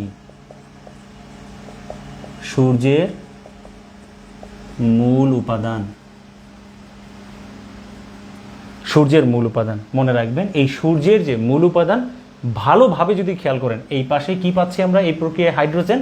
আর এই পাশে কি পাচ্ছি? হিলিয়াম। সূর্যের মূল উপাদান হচ্ছে হাইড্রোজেন ও হিলিয়াম। সূর্যের মূল উপাদান হচ্ছে হাইড্রোজেন ও হিলিয়াম। এই হাইড্রোজেনের যে পরিমাণ সেটা হচ্ছে শতকরা 73%, আর হিলিয়ামের যে পরিমাণ শতকরা 25% সূর্যের মধ্যে, আর বাকি রইল 2%, সেগুলো হচ্ছে অন্যান্য। তাহলে সূর্যের যে মূল উপাদান, যে হাইড্রোজেন, এই যে 73%, আর হচ্ছে কি হিলিয়াম 25%, আর 2% হচ্ছে কি অন্যান্য। বোঝা গেল বিষয়টা? আচ্ছা, তাহলে আমরা এখানে এইগুলো যদি তোলা হয়ে যায়, আমরা এই তাহলে এই কথাই তো বলতে পারি যে সূর্য বা নক্ষত্রের মধ্যে ফিউশন প্রক্রিয়া সংঘটিত হয়। এখন এই প্রশ্নটা যদি ঘুরিয়ে করে সূর্য বা নক্ষত্রের মধ্যে শক্তি উৎপাদিত হয় কোন প্রক্রিয়া, সেটা অবশ্যই কী প্রক্রিয়া? ফিউশন প্রক্রিয়া, ঠিক কিনা? আচ্ছা, তাহলে আমি একটু মুছে দিচ্ছি, আমরা আরও কিছু তথ্য লিখবো এই জায়গায়। উপর থেকে মুছে দিলাম, আমাদের আর দরকার নেই এই জায়গায়, কারণ আমরা হাইড্রোজেন হিলিয়ামের বিষয়টা একটু দেখে নিলাম। এবার হচ্ছে আমরা 6-এর পর এবার চলে যাব 7-এ। সেটা হচ্ছে এই যে ফিউশন প্রক্রিয়ার আবিষ্কারক, এই প্রক্রিয়ার আবিষ্কারক, এই প্রক্রিয়ার আবিষ্কারক হচ্ছে, এর পেছনে দুইজনের অবদান সবচেয়ে বেশি, ঠিক আছে? একজনের নাম হচ্ছে স্যার জর্জ প্যাগেট, একজনের নাম হচ্ছে sir George Paget Thomson, sir George Paget Thomson, এবং আরেকজন হচ্ছেন মোজেস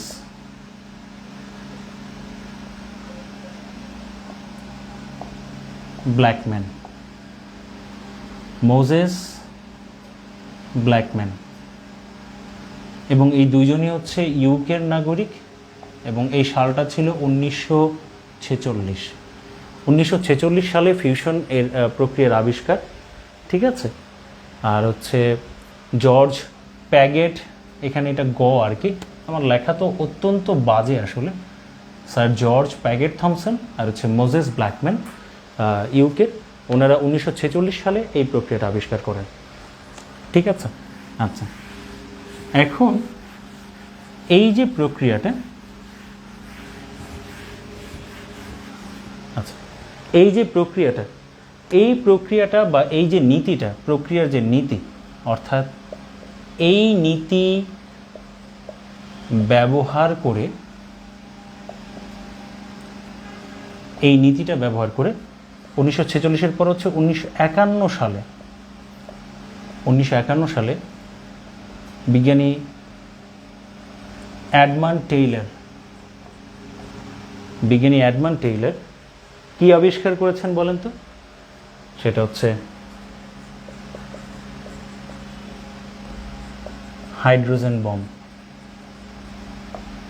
কোন বোমার শক্তি বেশি এটা আমরা একটু পরে, ফিশনটা যখন শেষ হয়ে যাবে এরপরে, তারপর আমরা নিয়ে আলোচনা করব। তাহলে এই নীতি ব্যবহার করে, মানে ফিউশন এর প্রক্রিয়াটা ব্যবহার করে 1951 সালে এডমান্ড টেইলর হাইড্রোজেন বোম আবিষ্কার করেন। আসলে এই এডমান্ড টেইলরকে হাইড্রোজেন বোমের এক কথায় আমরা বলতে পারি আবিষ্কারক প্লাস এটার নামকরণ উনি করেন, নামকরণ প্লাস হাইড্রোজেন বোমের যদি বলেন জনক, তাও তিনি। আবিষ্কারক, নামকরণ এবং জনক সবই হচ্ছেন উনি।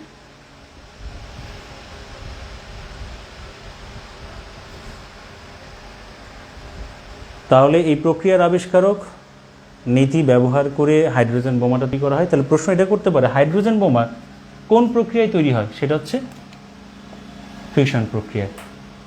ফিউশন প্রক্রিয়ায় হাইড্রোজেন বোমা তৈরি করা হয়। এবং কে তৈরি করেন? Edmund Taylor. কত সালে? 1951 সালে। এই হাইড্রোজেন বোমার আবিষ্কারক, নামকরণ এবং জনক একসাথে হচ্ছেন কে? উনি। এতটুকু লেখা হয়েছে কিনা? এতটুকু লেখা যদি হয়ে যায় তাহলে আমরা লাস্টের দিকে আরেকটা তথ্য লিখবো আর কি, ঠিক আছে? একবার ওকে বলবেন যদি লেখাটা হয়ে যায়, প্লিজ একবার ওকে বললে আমরা এর পরেরটায় চলে যাব আর কি, পরের তথ্যে চলে যাব। অনলাইনে যারা আছেন তাদের মধ্যে, হ্যাঁ, ইয়েস, ধন্যবাদ। আচ্ছা, এরপরে 8-এর পর 9 নম্বর যে তথ্যটা, সেই 9 নম্বর তথ্যটা হচ্ছে ফিউশন প্রক্রিয়ায়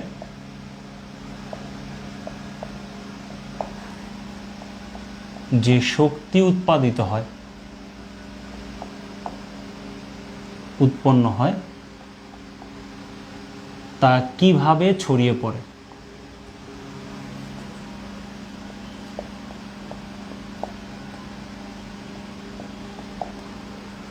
ফিউশন প্রক্রিয়ায় যে শক্তি উৎপন্ন হয়, আমরা তো জানি শক্তি উৎপন্ন হয়, তাহলে সেটা কিভাবে ছড়িয়ে পড়ে সেটা একটু জানাবেন। একটু ফ্যানটা ঘুরিয়ে দিই, প্রচুর গরম লাগছে।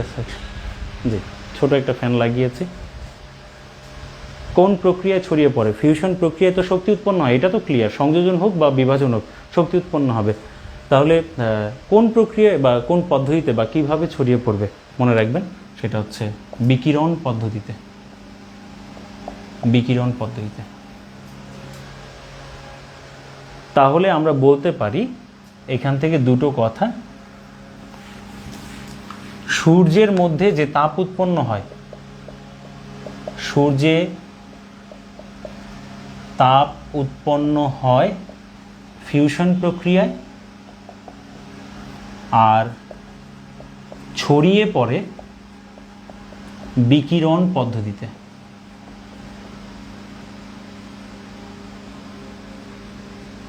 এই কারণে তো ছোটবেলায় পড়েছেন যে পরিবহন পরিচালন বিকিরণ, সেই বিকিরণের মধ্যে পড়েছেন যে সূর্য থেকে যে পদ্ধতিতে পৃথিবীতে তাপ আসে সেটা হচ্ছে কি বিকিরণ। তাহলে ফিউশন প্রক্রিয়ায় যে তাপ শক্তি উৎপন্ন হয় তা ছড়িয়ে পড়ে কি বিকিরণ আকারে। ক্লিয়ার বিষয়টা? তাহলে এইখানে হচ্ছে যে অপেক্ষাকৃত হালকা দুইটা পরমাণু একসাথে হয়ে বড় একটা পরমাণু তৈরি করলো এবং পাশাপাশি বিপুল পরিমাণ শক্তি উৎপন্ন করলো। এই প্রক্রিয়াটাকে আমরা নাম দিয়েছি কি ফিউশন। এই প্রক্রিয়াটার নাম দিয়েছি আমরা ফিউশন। এই পর্যন্ত ক্লিয়ার কিনা সবার? যদি হয় তাহলে আমাকে একবার ওকে লিখুন, তারপর আমরা তার পরেরটাই চলে যাব। ফিউশন আমাদের মোটামুটি এখান থেকে যা নেওয়ার দরকার ছিল আমরা সেটা নিয়ে নিলাম, এবার আমরা ফিশনে চলে যাব। জি,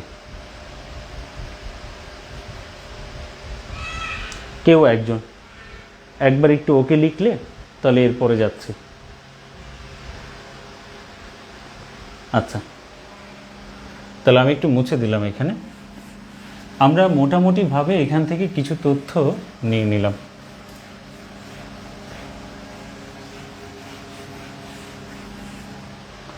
ওকে, ঠিক আছে। এখন আমরা আসলে ফিশনে যাব।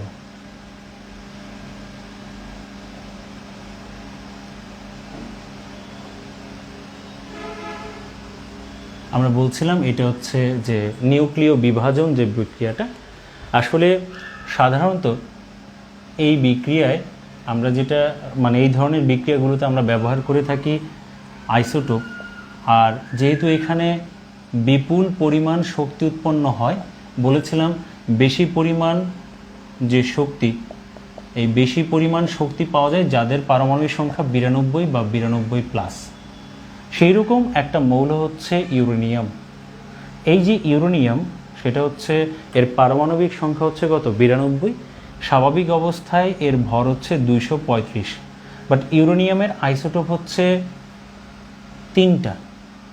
একটা হচ্ছে ইউরেনিয়াম 234, একটা হচ্ছে ইউরেনিয়াম 235, আর হওয়া উচিত ছিল কি 236, কিন্তু না, এটা হচ্ছে ইউরেনিয়াম 238। তো এই যে ইউরেনিয়ামের তিনটা আইসোটোপ, এই তিন ধরনের যে আইসোটোপ, এর মধ্যে সবচেয়ে বেশি উত্তেজিত অবস্থা সৃষ্টি করে 235। তার মানে যেটা সবচেয়ে বেশি উত্তেজিত হবে ওইটা থেকে শক্তি পাওয়ার সম্ভাবনা বেশি। তার মানে এটা থেকে তুলনামূলকভাবে শক্তি আমরা বেশি পাবো, কারণ এটার এক্সাইটমেন্ট বেশি। এই কারণে সাধারণত বেশিরভাগ ক্ষেত্রে এই যে পারমাণবিক চুল্লিতে ফিশন প্রক্রিয়া যেহেতু সংঘটিত হয়, এখানে স্বাভাবিকভাবে ইউরেনিয়ামের ব্যবহারই হয়ে থাকে। আর এই ইউরেনিয়ামের ধরনগুলোর মধ্যে, এই তিনটা ধরনের মধ্যে সবচেয়ে বেশি ব্যবহৃত হয় কোনটা? ইউরেনিয়াম 235। এই কারণে একটা প্রশ্ন করে যে পারমাণবিক চুল্লিতে জ্বালানি হিসেবে কোনটি ব্যবহৃত হয়? পারমাণবিক চুল্লিতে জ্বালানি হিসেবে ব্যবহৃত হয় ইউরেনিয়াম 235 জ্বালানি হিসেবে ব্যবহৃত হয়। তাহলে এখন একটা বিষয় খেয়াল করে দেখুন তো, আমরা এরকমই একটা বিক্রিয়া এখন একটু নিব যে এই যে ইউরেনিয়ামের তিন ধরনের আইসোটোপের মধ্যে বেশি ব্যবহৃত হয় যেটা, সেটা ইউরেনিয়াম 235। এটা দিয়ে আমরা একটা বিক্রিয়া একটু করে দেখব। আর নিউক্লিয় বিক্রিয়া যেটা করতে হয়, ঠিক আছে, সেটা তো আমরা জানি যে আমাদের পারমাণবিক সংখ্যার ভর সংখ্যা মিলাতে হয়। ঠিক আছে, মুছে দিচ্ছি। তো প্রথমে 1 নম্বরে যে তথ্যটা নিব সেটা হচ্ছে বিক্রিয়া থেকে, তারপরে আমরা বোমের কাহিনীতে চলে যাব। তো ইউরেনিয়াম 92 235 ব্যবহার করছি, আর এটাকে আসলে আমাদের মানে আঘাত করতে হয় কি দিয়ে? নিউট্রন কণা দিয়ে। ঠিক আছে, নিউট্রন কণা দিয়ে আঘাত করলে তখন এটা ভেঙে যায়। আর এই যখন ভাঙলে যেহেতু এটা একটা বড় পরমাণু, বড় একটা নিউক্লিয়াস, এটা ভাঙলে আমরা জানি ছোট ছোট, তার চেয়ে আকারে ছোট নিউক্লিয়াস পাওয়া যাবে। একটা উৎপন্ন হয় বেরিয়াম, আরেকটা হচ্ছে ক্রিপ্টন। আপনারা জানেন ক্রিপ্টন, এটা একটু মুখস্থ রাখবো আমরা যারা নন সায়েন্স ব্যাকগ্রাউন্ডে। ক্রিপ্টনের পারমাণবিক সংখ্যা 36, বেরিয়ামের হচ্ছে 56, এবং ভর সংখ্যা হচ্ছে 141, আর এখানে হচ্ছে 92। ঠিক আছে, তো এখন একটা বিষয় খেয়াল করে দেখুন, সেটা হচ্ছে এই নিউট্রন কণা দিয়ে যখন এটাকে আঘাত করব, তখন আঘাতের ফলে এইখানে আপনার পাওয়া যাচ্ছে বেরিয়াম এবং হচ্ছে কি ক্রিপ্টন। তো এখন এই যে বেরিয়াম এবং ক্রিপ্টন আমরা পাচ্ছি, তো আমরা যদি একটু মিলাই, এখানে হচ্ছে 92, 56 আর 36 যদি যোগ করি তাহলে হলো 80, হ্যাঁ 92 মিলে গেছে। এখানে 235 আর 1 যোগ করলে হয় 236। কিন্তু আমরা যদি এই জায়গাটায় দেখি, সেটা হচ্ছে 141 আর হচ্ছে 92, তাহলে আমাদের আসতেছে সেটা হচ্ছে 233। এই 92 আর হচ্ছে এই 141 আর 92 যোগ করলে 233, আমাদের লাগবে আরও 3। তো স্বাভাবিকভাবে এই ধরনের প্রক্রিয়ায় নিউট্রন কণা দিয়ে যে আমরা আঘাত করলাম, নিউট্রন কণা আমরা পাবো, বাট এইখানে তো এক দিলে তো আর হচ্ছে না। যখনই আমরা এখানে 3 দিয়ে গুণ করব, তাহলে আমাদের এখন সমতা হয়ে যাচ্ছে 3 এ 0 0, তাহলে এইখানে ওভারঅল পারমাণবিক সংখ্যার যোগফল সেটা মিলে গেল 92, আর ওভারঅল এইখানে যেটা চলে আসলো 3 একে 3, আর এইখানে 233, তাহলে 233 যোগ 3 সমান 236। আর কি পাবো? বিপুল পরিমাণ শক্তি। এই যে বিপুল পরিমাণ শক্তি পাবো। তবে যদি খেয়াল করি, ওইখানে নিউট্রন কণা ছিল, ভালোভাবে খেয়াল করুন, আগের যে বিক্রিয়াটা লিখছিলাম সেখানে নিউট্রন কণা ছিল একটা, এখানে নিউট্রন কণা কয়টা? 3টা। তাহলে আমরা একটা বিক্রিয়া লিখলাম, এখানে একটা বিক্রিয়া আমরা জাস্ট এখানে একটু লিখলাম। এই বিক্রিয়াটা লিখে এখন এখান থেকে তথ্য গ্যাদার করার চেষ্টা করব যে আসলে মানে কি হচ্ছে বা কী ধরনের ঘটনা এখানে ঘটছে। তাহলে প্রথম কথা হলো, আমি একটু নিচের এগুলো একটু মুছে দিই। সেটা হচ্ছে বিক্রিয়াটা আমরা দেখলাম, ইউরেনিয়াম নিউট্রন কণা দিয়ে আঘাত করে আমরা এটা পেলাম। তাহলে বড় একটা নিউক্লিয়াস ভেঙে ছোট নিউক্লিয়াস উৎপন্ন করলাম, ফিশন বা বিভাজন প্রক্রিয়া। তাহলে এই প্রক্রিয়াটার নাম আমরা ফিশন, যে প্রক্রিয়াটা, এই ফিশন প্রক্রিয়াটার নাম আমরা দিয়েছি নিউক্লিয়, শুধু বিভাজন বলবো না, নিউক্লিয় বিভাজন। আচ্ছা, 3 নাম্বার, এই প্রক্রিয়ায় কি পরিমাণ শক্তি পাওয়া যায়? এই প্রক্রিয়ায় বিপুল পরিমাণ শক্তি পাওয়া যায়, বাট আইনস্টাইন দেখিয়েছেন এই প্রক্রিয়ায় 200 থেকে 250 মেগা ইলেকট্রন ভোল্ট শক্তি পাওয়া যায়। এবং এটা আগেই বলেছি, এটা সর্বপ্রথম কে দেখিয়েছেন? 1939 সালে আইনস্টাইন।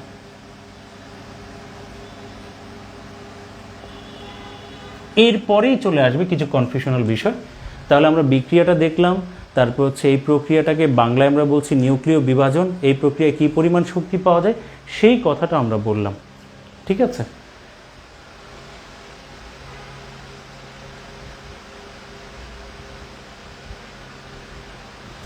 $235 ব্যবহার করা হয়। এই যে এখানে 235, আসলে এই জায়গাটায় যে উৎপন্ন হয়েছে যে কথাটা একজন বললেন, আসলে এটা মিলে ইউরেনিয়াম এই যে 92, 236 এটা উৎপন্ন হয়, কিন্তু এটা তো স্থায়ী না, এটা তো ভেঙে গিয়ে তারপর এটা উৎপন্ন করে। এই কারণে আমি এটা আর দেখাইনি যে এটা ভাঙছে, আমি একবারে এটা থেকে এটা দেখিয়ে দিয়েছি।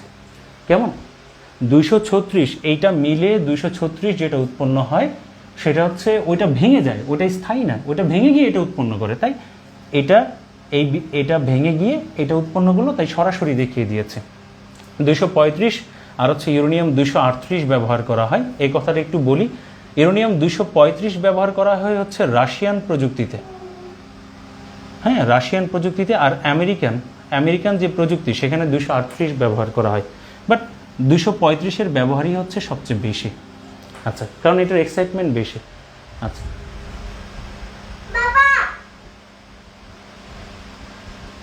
হ্যাঁ ওই যে একজন এখানে উত্তর দিয়েছেন রাবেয়া খাতুন, হ্যাঁ 235-ই হবে, এই 235 আর 1 যোগ করে হয় 236। হ্যাঁ ঠিক আছে, ঠিক আছে, ধন্যবাদ। আচ্ছা, তাহলে এই লেখাগুলো যদি লেখা হয়ে যায়, এবার এই প্রক্রিয়াটা আবিষ্কার করেছেন কে? আইনস্টাইন কিন্তু আবিষ্কার করেনি, আইনস্টাইন এটা ব্যবহার করে শক্তি উৎপাদনের বিষয়টা দেখিয়েছেন। আচ্ছা, তো আমরা 4 নম্বর তথ্য যেটা লিখব সেটা হচ্ছে 1934 সালে, 1934 সালে একজন বিজ্ঞানী, নাম হচ্ছে এনরিক ফার্মি। বাবা দুষ্টমি করে না বাবা, একটু পড়াচ্ছি মা, হ্যাঁ একটু পরে, যে শেষ হয়ে যাবে। এনরিক ফার্মি, উনি একজন জার্মান পদার্থবিদ, একজন জার্মান পদার্থবিজ্ঞানী। উনি সর্বপ্রথম 1934 সালে এই প্রক্রিয়াটা আবিষ্কার করেন, আবিষ্কারক এবং নামকরণ করেন, আবিষ্কার প্লাস নামকরণ। তাহলে আবার বলছি, 1934 সালে এনরিক ফার্মি, জার্মান পদার্থবিজ্ঞানী, এই প্রক্রিয়াটা আবিষ্কার করেন এবং নামকরণ করেন। আর আইনস্টাইন আসছে 1939 সালে। এই 1934 সালের পরে আরেকটা ঘটনা, সেটার কথা বলছি, 1938-এর কথা। এনরিক ফার্মি এটা আবিষ্কার করেছেন, ঠিক আছে, আবিষ্কার করেছেন, কিন্তু সঠিকভাবে উল্লেখ করতে পারেননি। এই সঠিকভাবে উল্লেখ করেছেন সর্বপ্রথম যিনি, এই 1938 সালে বিজ্ঞানী অটো হ্যান। অটো হ্যানের নাম আমরা কম বেশি শুনেছি।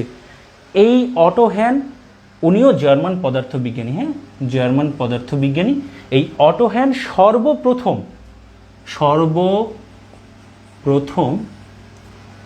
এই প্রক্রিয়াটা সঠিকভাবে উল্লেখ করেন।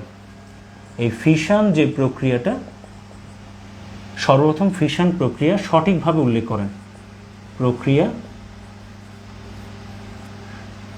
সঠিকভাবে উল্লেখ করেন। বইগুলোর মধ্যে কিন্তু এতটা মানে করে লেখা নাই আসলে, ঠিক আছে, এতটা করে লেখা নাই, তখন আমরা একটু ঝামেলায় পড়ে যাই, কনফিউশনে পড়ে যাই। 1934 সালে এনরিক ফার্মি আবিষ্কার করেছেন, নামকরণ করেছেন, বাট সঠিকভাবে এটাকে উল্লেখ বা ব্যাখ্যাটা করতে পারেননি। ওই সঠিকভাবে সর্বপ্রথম উল্লেখ করেছেন অটো হ্যান। এই যেহেতু সঠিকভাবে উল্লেখ করেছেন, এই কারণে অটো হ্যানকে বলা হয় জনক। কিসের জনক? সেটা হচ্ছে ফিশন প্রক্রিয়ার।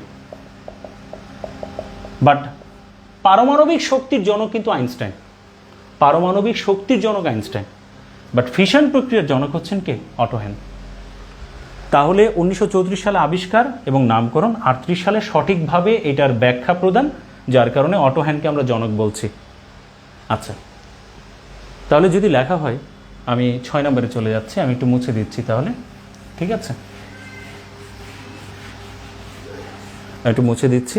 6 নম্বর সেটা হচ্ছে 34-38, এবার হচ্ছে 1939। এটা একবার লিখেছি, তারপরে বলছি। এই সালে আইনস্টাইন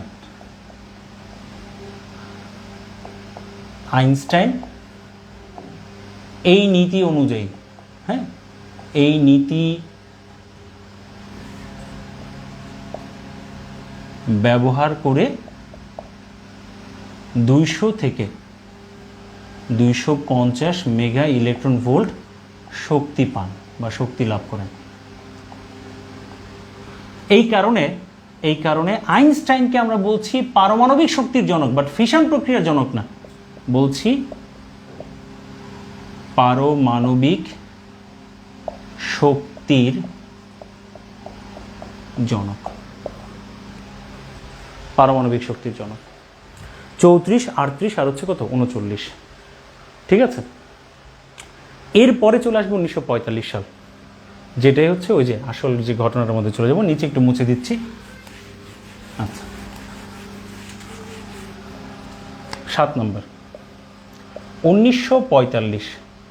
এই 1945 সালে এখন সে পরিচিত নামটা চলে আসবে, ওপেনহেইমার।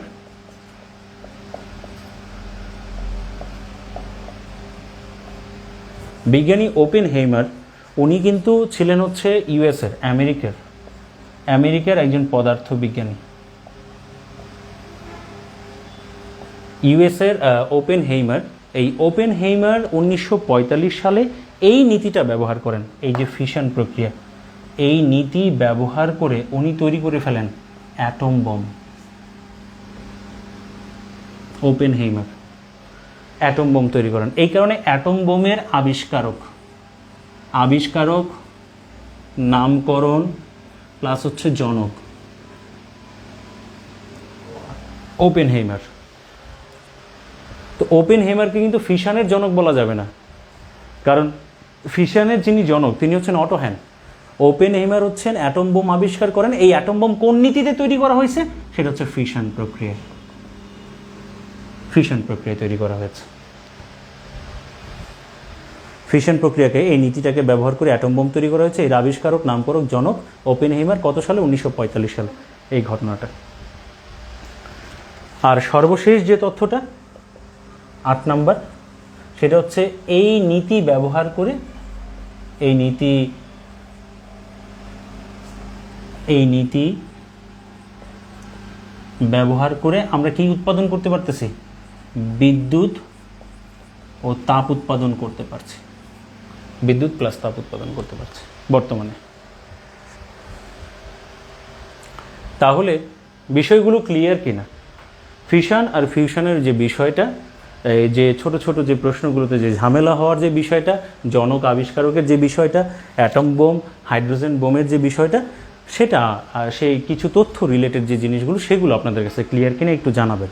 এরপর বোমের বিশ্লেষণে যাব, যে কোনটার শক্তি বেশি, কেন বেশি, কোনটা ধ্বংসাত্মক বেশি, হ্যাঁ, তারপর শুধু ঘর বাড়ির ক্ষতি করে, ঠিক আছে, স্থাপনার ক্ষতি করে না কিন্তু প্রাণীদের ক্ষতি করে, এরকম কিছু প্রশ্ন আমরা একটু আমাদের ডাউট থেকে যায়। তো এতটুকু ক্লিয়ার কিনা সবার কাছে প্লিজ একটু জানাবেন।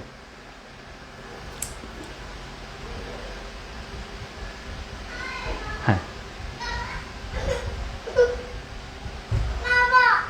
জি বাবা, আর একটু মা, আর 5 মিনিট। হ্যাঁ জি বাবা।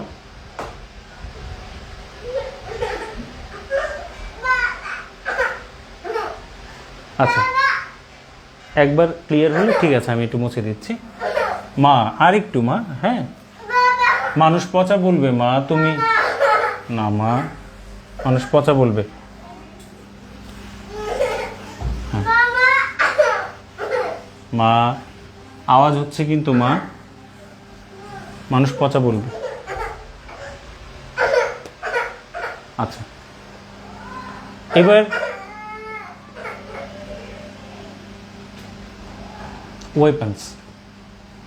ওয়েপন্সের বিষয়ে যাব।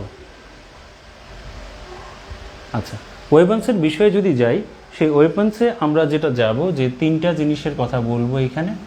একটা হচ্ছে নিউক্লিয়ার বম, ঠিক আছে। এই নিউক্লিয়ার বমের মধ্যে চলে আসবে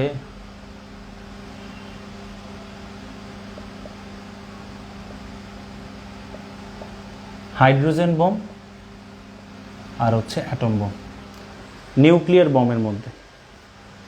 আর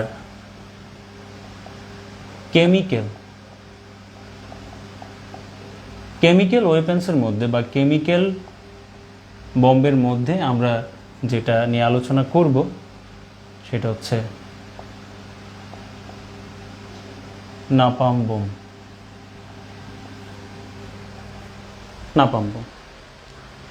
এইখানে একটা বিষয় একটু বলে দিই, যে নাপাম বোমের বিষয়টা একটু বলে দিই। এই নাপাম বোমের যে আবিষ্কারটা, সেটা হয়েছে 1942 সালে। আগের দুটা তো বলেছি, হাইড্রোজেন আর হচ্ছে অ্যাটমের বিষয়টা বলেছি। আচ্ছা, তো এই নাপাম বোমের আবিষ্কারটা হচ্ছে আপনার 1942 সালে, এবং হচ্ছেন লুইস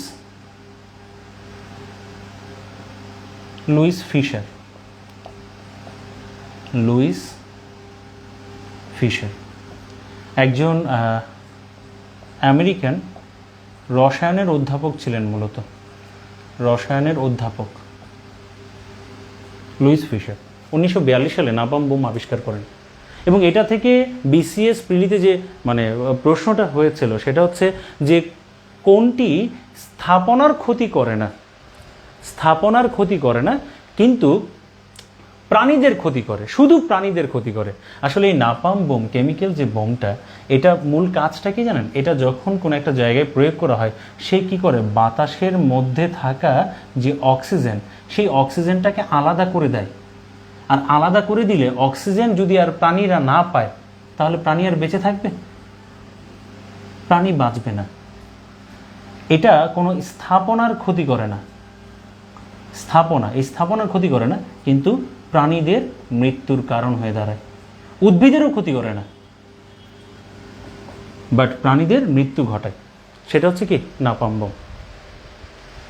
আচ্ছা, হাইড্রোজেন আর হচ্ছে অ্যাটম বোম, এই দুইটার মধ্যে কোনটা বেশি শক্তিশালী এই কথাটা যদি বলি, আপনারা এইবার একটু খেয়াল করেন। একটু আগে পড়ে আসলাম, অ্যাটম বোম তৈরি করা হয়েছে ফিশন প্রক্রিয়ায়, হাইড্রোজেন বোম তৈরি করা হয়েছে সেটা হচ্ছে ফিউশন প্রক্রিয়ায়। কোনটার শক্তি বেশি?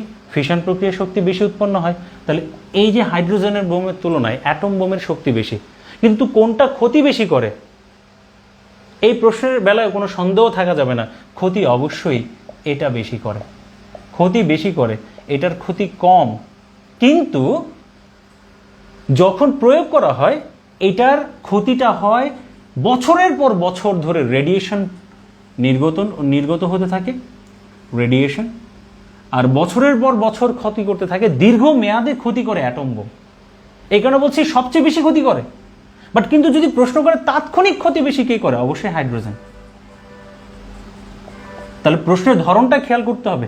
তাৎক্ষণিক ক্ষতি যদি বলে, তাৎক্ষণিক ক্ষতি বেশি করে হাইড্রোজেন বোম, বাট ক্ষতি সবচেয়ে বেশি করে অ্যাটম বোম, দীর্ঘমেয়াদে ক্ষতি করে, বছরের পর বছর রেডিয়েশন হতে থাকে। এই যে অ্যাটম বোম হিরোশিমা নাগাসাকিতে যে নিক্ষেপ করা হয়েছিল, সেখানে নাকি এখনও এই যে বিকলাঙ্গ শিশু জন্মগ্রহণ করে, ঠিক আছে? তাহলে দেখুন যে তার প্রভাবটা এখনও বছরের পর বছর কিন্তু এটা হচ্ছে এবং হয়ে আসতেছে।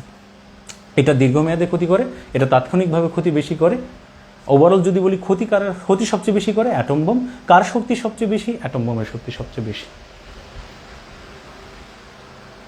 তাহলে একটু জানাবেন, তাহলে লুইস ফিশার নাপাম বোম তৈরি করেছেন।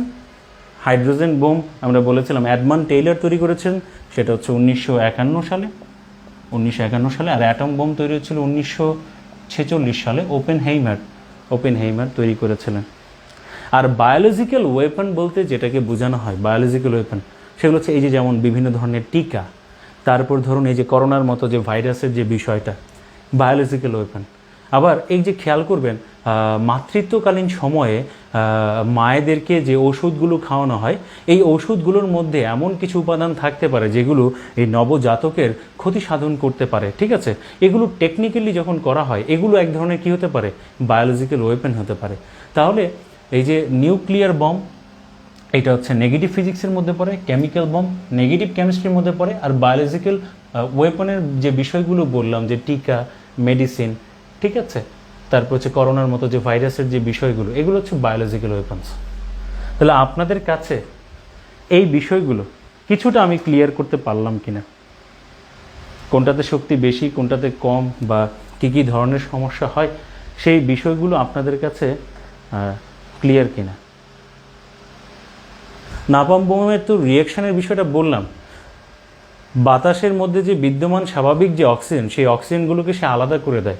অর্থাৎ আমাদের এখন স্বাভাবিকভাবে যখন অক্সিজেন থাকে তখন সেটা গ্রহণ উপযোগী, আর কেমিক্যাল যেটা মানে বোম হিসেবে যে নাপাম বোম, সেটা অক্সিজেনকে আলাদা করে দিলেই তখন আর সেটা আমাদের গ্রহণ উপযোগী হয় না, আমরা গ্রহণ করতে পারি না। আর অক্সিজেন ছাড়া তো প্রাণীরা মারা যাবে। এই কারণে বলে যে স্থাপনার ক্ষতি করে না, শুধু প্রাণীদের ক্ষতি করে কে? নাপাম বোম। তো পারমাণবিক শক্তি এই যে টপিকটা প্রিলি এবং রিটেনে আছে, তো এটা থেকে আপনারা নতুন কিছু শিখলেন কিনা আজকে প্লিজ একটু জানাবেন। আপনাদের ফিডব্যাকটা একটু দরকার, কারণ আপনাদের ফিডব্যাকেই তো অন্যরা দেখবে। ভালো না লাগলেও সেটা বলবেন, কিছু না বুঝলেও বলবেন, কারণ আমি একা তো সবার মন জয় করতে পারবো না, এটা হচ্ছে মেইন কথা, ঠিক না? আপনাদের আসলে কেমন লাগলো বা কেমন বুঝলেন, ঠিক আছে? আমি যদিও অনেকটা ঘেমে গেছি, কারণ উপরের ফ্যানটা ছাড়লে আপনার হচ্ছে অনেক শোষ আওয়াজ করে। বাসায় তো আর এসি নেই, গরিব মেধাবী মানুষ, এই কারণে ছোট্ট একটা ফ্যান লাগিয়ে নিয়েছি আর কি আলাদাভাবে, যাতে নয়েজ কম হয়। আপনাদের কাছে কেমন লাগলো, কেমন বুঝলেন একটু জানাবেন, কারণ সেটা হচ্ছে যে আপনাদের বোঝার উপর অনেক কিছু নির্ভর করছে, আপনাদের ফিডব্যাকের উপর অনেক কিছু নির্ভর করছে। আসলে সবাইকে তো সন্তুষ্ট করতে পারবো না, যারা এইসব বিষয়ে অনেক বেশি জানেন। আমি অনেক ধীরে ধীরে পড়ানোর চেষ্টা করেছি। আসলে আমি ওই টার্গেট রেখে পড়াইনি যে আপনারা সবাই সায়েন্সের, ঠিক আছে। এটা আমি আসলে সামনে রেখে আসলে এটার ব্যাপারে বলিনি। কারণ হচ্ছে যে, কারণ আমি এটা মনে করি সবসময় পড়ানোর সময়, যে মনে করি যে আমি আমার সময় ধরেন কিছু জানতাম না, আমি মনে করি ধরে নিই যে আমরা শূন্য, কিন্তু আমরা শূন্য থেকে নিজেদেরকে গড়ব এবং এমনভাবে গড়ে নিব যাতে করে ইনশাল্লাহ মানে আমাদের কোনো ধরনের কনফিউশন না থাকে। আজকের পর বইগুলোর মধ্যে যে বই পড়েন না কেন, আমি নাম ধরে কোনো কিছু বলবো না, যে বই পড়েন না কেন এই তথ্যগুলোর সাথে কনফ্লিক্ট যেগুলোতে হবে সেগুলোতে সংশোধন করে নেবেন। কারণ ওই বইগুলো পরবর্তীতে আর সংশোধন করা হয়নি। এখন অনেকগুলো বই আছে যেখানে সংশোধন করা হয়নি। আমি বলছি না যে তারা ভুল লিখছে বা এই হয়েছে, কোনো কারণে হয়তো সামহাও মিস্টেক হয়ে গেছে, ঠিক আছে। ত্রুটি তো আমার মধ্যেও থাকতে পারে, আমি তো 100% বিশুদ্ধ না, বাট আমি চেষ্টা করেছি আপনাদেরকে সঠিক তথ্য দেওয়ার, সঠিক তথ্য দেওয়ার। এই যে দেখেন, একজন কিন্তু দিয়ে দিছে সরকারি চাকরির জন্য নিজেকে প্রস্তুত করতে নিচের গ্রুপে যুক্ত হন। কি বলবো আসলে, ঠিক আছে। তো আপনারা জানাবেন যে আপনারা বর্তমানে দেখলাম যে অনলাইনে 41 জন আছেন, অন্তত 41টা কমেন্ট তো অন্তত আমি পেতে পারি নাকি আপনাদের থেকে, মানে অন্তত একটু হলেও তো বলতে পারেন যে আসলে মানে হচ্ছে কিছু শিখলেন কিনা, কিছু জানলেন কিনা, অন্তত এতটুকু তো বলতে পারেন আপনারা, ঠিক আছে। আপনাদের থেকে তো বেশি কিছু চাইনি, জাস্ট এই যে একটু ভালো লাগা ভালোবাসা থেকে পড়াচ্ছি। আজকে প্রায় 17 বছর, 16 বছরের বেশি হলো পড়াচ্ছি আর কি। 2005 থেকে আমার শুরু। আসলে বিসিএস এর পড়ানোটা 2005 থেকে না, বাট একাডেমিক সায়েন্স, অনার্সের সায়েন্স আমি পড়াচ্ছি মানে হচ্ছে অনেক বছর হলো। তো এই যে এতদিন ধরে পড়াচ্ছি তার একটা অভিজ্ঞতার আলোকে আমি আপনাদেরকে তুলে ধরলাম আর কি। তো এই কারণে বলছি যে আপনাদের কাছে কেমন লাগলো সেগুলো একটু জানাবেন, ভালো লাগলেও জানাবেন, মন্দ লাগলেও জানাবেন, কোন জিনিসটা পরিবর্তন করা দরকার সেটাও জানাবেন, ঠিক আছে। তো অনেক সময় আসলে আপনাদের আমি নষ্ট করে ফেলি, ঠিক আছে। এত সময় নষ্ট করার অধিকার তো আর আমার নেই। তারপরে আপনারা নতুন কিছু শিখলে ভালো লাগলে জানাবেন। আর কেউ যদি নোট করে থাকেন তাহলে অবশ্যই অবশ্যই একটু মানে একটু শেয়ার করবেন। বিজ্ঞানের ভীতি কাটছে, ইনশাল্লাহ কেটে যাবে। জি আলহামদুলিল্লাহ, আলহামদুলিল্লাহ, ইনশাল্লাহ অবশ্যই কাটবে। আমি আমার সর্বাত্মক চেষ্টা আপনাদের জন্য করব। জি সত্যি কথা। আপনাদের কিছু কমেন্ট আসলে দেখা যায় কি, মানে শিক্ষক হিসেবে এই কমেন্টগুলো সেটা ভালো বা মন্দ যেটাই হোক না কেন, মন্দ হলে তো যেটা বলবেন সেটা সংশোধন করে নিব, সংশোধন করতে করতেই না ভালো হবে। আর যেই অংশটুকু ভালো লাগবে সেটা শুনলে অনেক সময় ভালো লাগে, প্রশংসা কে না শুনতে চায়, ঠিক আছে। তো ওই রকম না আর কি। জি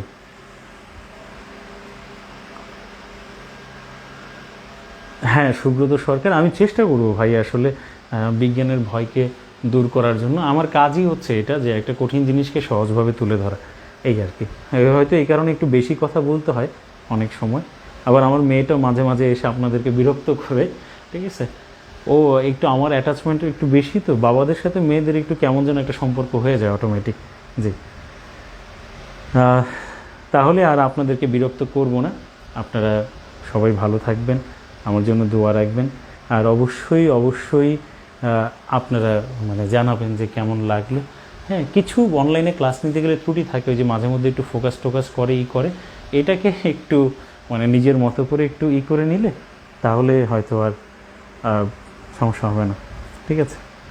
জি তো সবার প্রতি অনেক ভালোবাসা, আমার আদর স্নেহ ভালোবাসা, এবং যে কোনো প্রয়োজনে যখনই প্রয়োজন হয় যোগাযোগ করবেন, জানাবেন যে কোথায় কি প্রবলেম হচ্ছে। আমি আমার সাধ্যমতো চেষ্টা করব, সাধ্যমতো চেষ্টা করব। মানুষটা ক্ষুদ্র বাট সাইজে বড় আর কি, মানে শরীরের মধ্যে মাংস আর চর্বির পরিমাণ অনেক বেশি, ঠিক আছে। মানুষটা ছোটো বাট এই হচ্ছে বিষয়গুলো আর কি। হ্যাঁ, আমরা সবাই তো ক্ষুদ্র, বাট আমরা পরস্পরকে সহযোগিতা করলে একটা ভালো কিছু নিয়ে আসতে পারবো আশা করি। জি তাহলে আপনার অনুমতি দিলে আজকে তাহলে বিদায় নিই। আপনারা সবাই ভালো থাকবেন, পরবর্তী ক্লাসে দেখা হবে। পরবর্তী ক্লাসটা কিন্তু খুবই ইম্পর্টেন্ট, খুবই ইম্পর্টেন্ট। সেটা হচ্ছে জারণ বিজারণ। অনেকেরই প্রবলেম থাকে যারা নন সায়েন্স ব্যাকগ্রাউন্ডে, তাদেরকে অবশ্যই অবশ্যই আমরাই করব। জি ওইটা করলে ইনশাআল্লাহ আশা রাখি আর কোনো দিন প্রবলেম হবে না। সবাই ভালো থাকবেন। আজকে তাহলে এই পর্যন্তই। আসসালামু আলাইকুম।